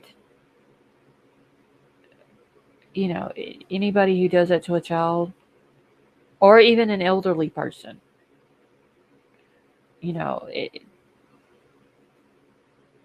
like they had no mercy on the people that they did it to, especially people who were not big enough or not strong enough to defend themselves or even try to defend themselves.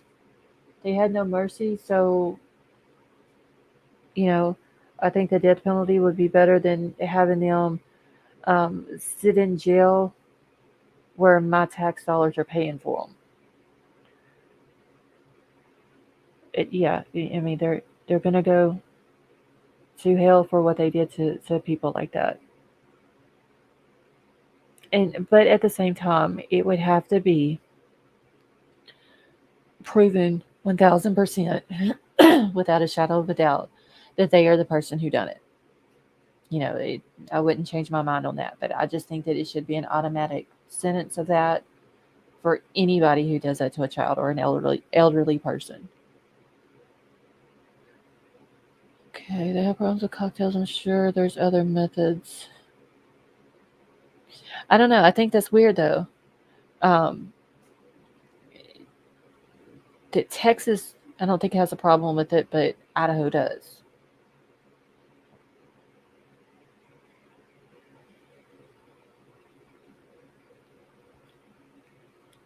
Exactly, Tonka.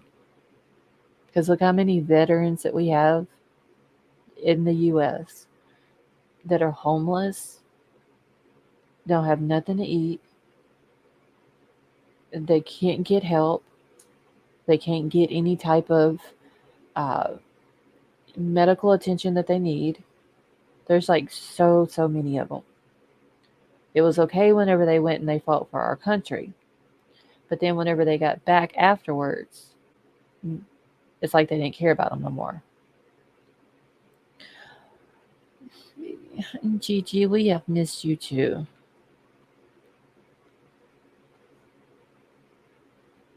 Let's see, did you say I agree he deserves the death penalty? I just believe that the easy way out for these people. I think they should suffer every day for the rest of their life. Yes, Boomer Girl. I did say that if he is convicted, but it has to be proven. Like they have to have rock solid evidence, and I think that's just for any case.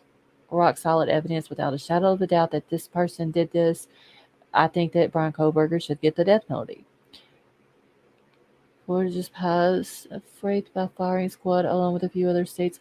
KM, I didn't know that they still did the firing squad thing until we were in here talking about it one night, and somebody was talking about another state that does that. Whichever. And Emerald Queen, yes, that is true. There's too many kids and too many vets who were in bad situations. Firing squad was an option in Idaho from 1982 to, I mean, just think of how much money a firing squad saves them. Seriously.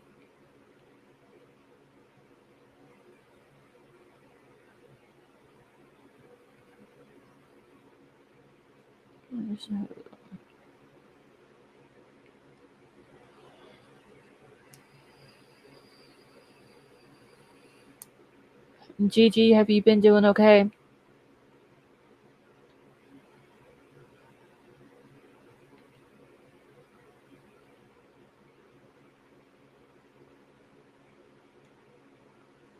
And it's seriously sad, y'all. Like, it's sad to see anybody homeless. But like I said, when you have people who have fought for our country, and then you see them sitting on the side of a street and they're homeless and they have nothing to eat and they can't get any type of help, like it makes us as a country look bad. And there's like too many vets out there. Simple Butterfly, I haven't in a few days. All right, y'all, I'm about to end it here in a few minutes, so we only need 30 more likes. If y'all have not hit the like button, please do so before I end it. Okay, media is also running with pictures. Okay, we need to take care of our own first, yes. And I don't understand how. I get that people, and I'm not really trying to get political here, but I get that people are against some of the things that happens with the military, but at the same time, I still have to support the military. Like, every man in my family was military at some point. So, I have to respect them, even if I don't agree with everything. Hey, Miss Julie, how are you? See you too. Yes, I will be live Sunday, tomorrow night. Well, tonight, yes. Veterans should get the utmost care, support, and respect. Yes. They should. I mean, my grandfather was a POW for 3 years in the Korean War, and all he got out of it was shrapnel in his body when he came home.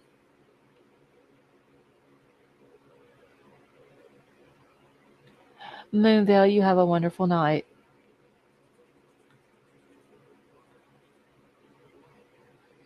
All right, y'all. I think I'm gonna go ahead and end it here for the night. I am getting tired. GOP Nick, it is 2:07 in the morning here. Okay, we might argue about things in this country, but at the end of the day, we have to stand by ours. Yes. Like I said, I may not agree with everything that they do or that they have to do. Um, but at the same time, they they know the job that they were signing up for. They knew what may come with that job. But at the end of the day, they sacrificed for us in in our country. They sacrificed being away from their kids and family. So, like I said, all of the men in my family were military. I have to respect them. It's just the right thing to do. Emerald Queen, have a good night. All right, y'all. I'm fixing to get out of here. Thank you all so much for coming and hanging out. All the new people that's in chat, all the new subs. If y'all haven't done so, please hit the likes up, y'all. The thumbs up on your way out. I will be back tomorrow. Tonka, have a good night. I'm gonna get Madeline Kojakari and um, Gretchen Fleming's information, so we'll go over that tomorrow night. Probably won't be anything new about Bryan being Sunday. So we'll probably cover those two cases, and that way I can get y'all caught up on both of those. Um, so I love you all. I hope you all have a wonderful night, morning, afternoon, wherever y'all might be, and I will see y'all later.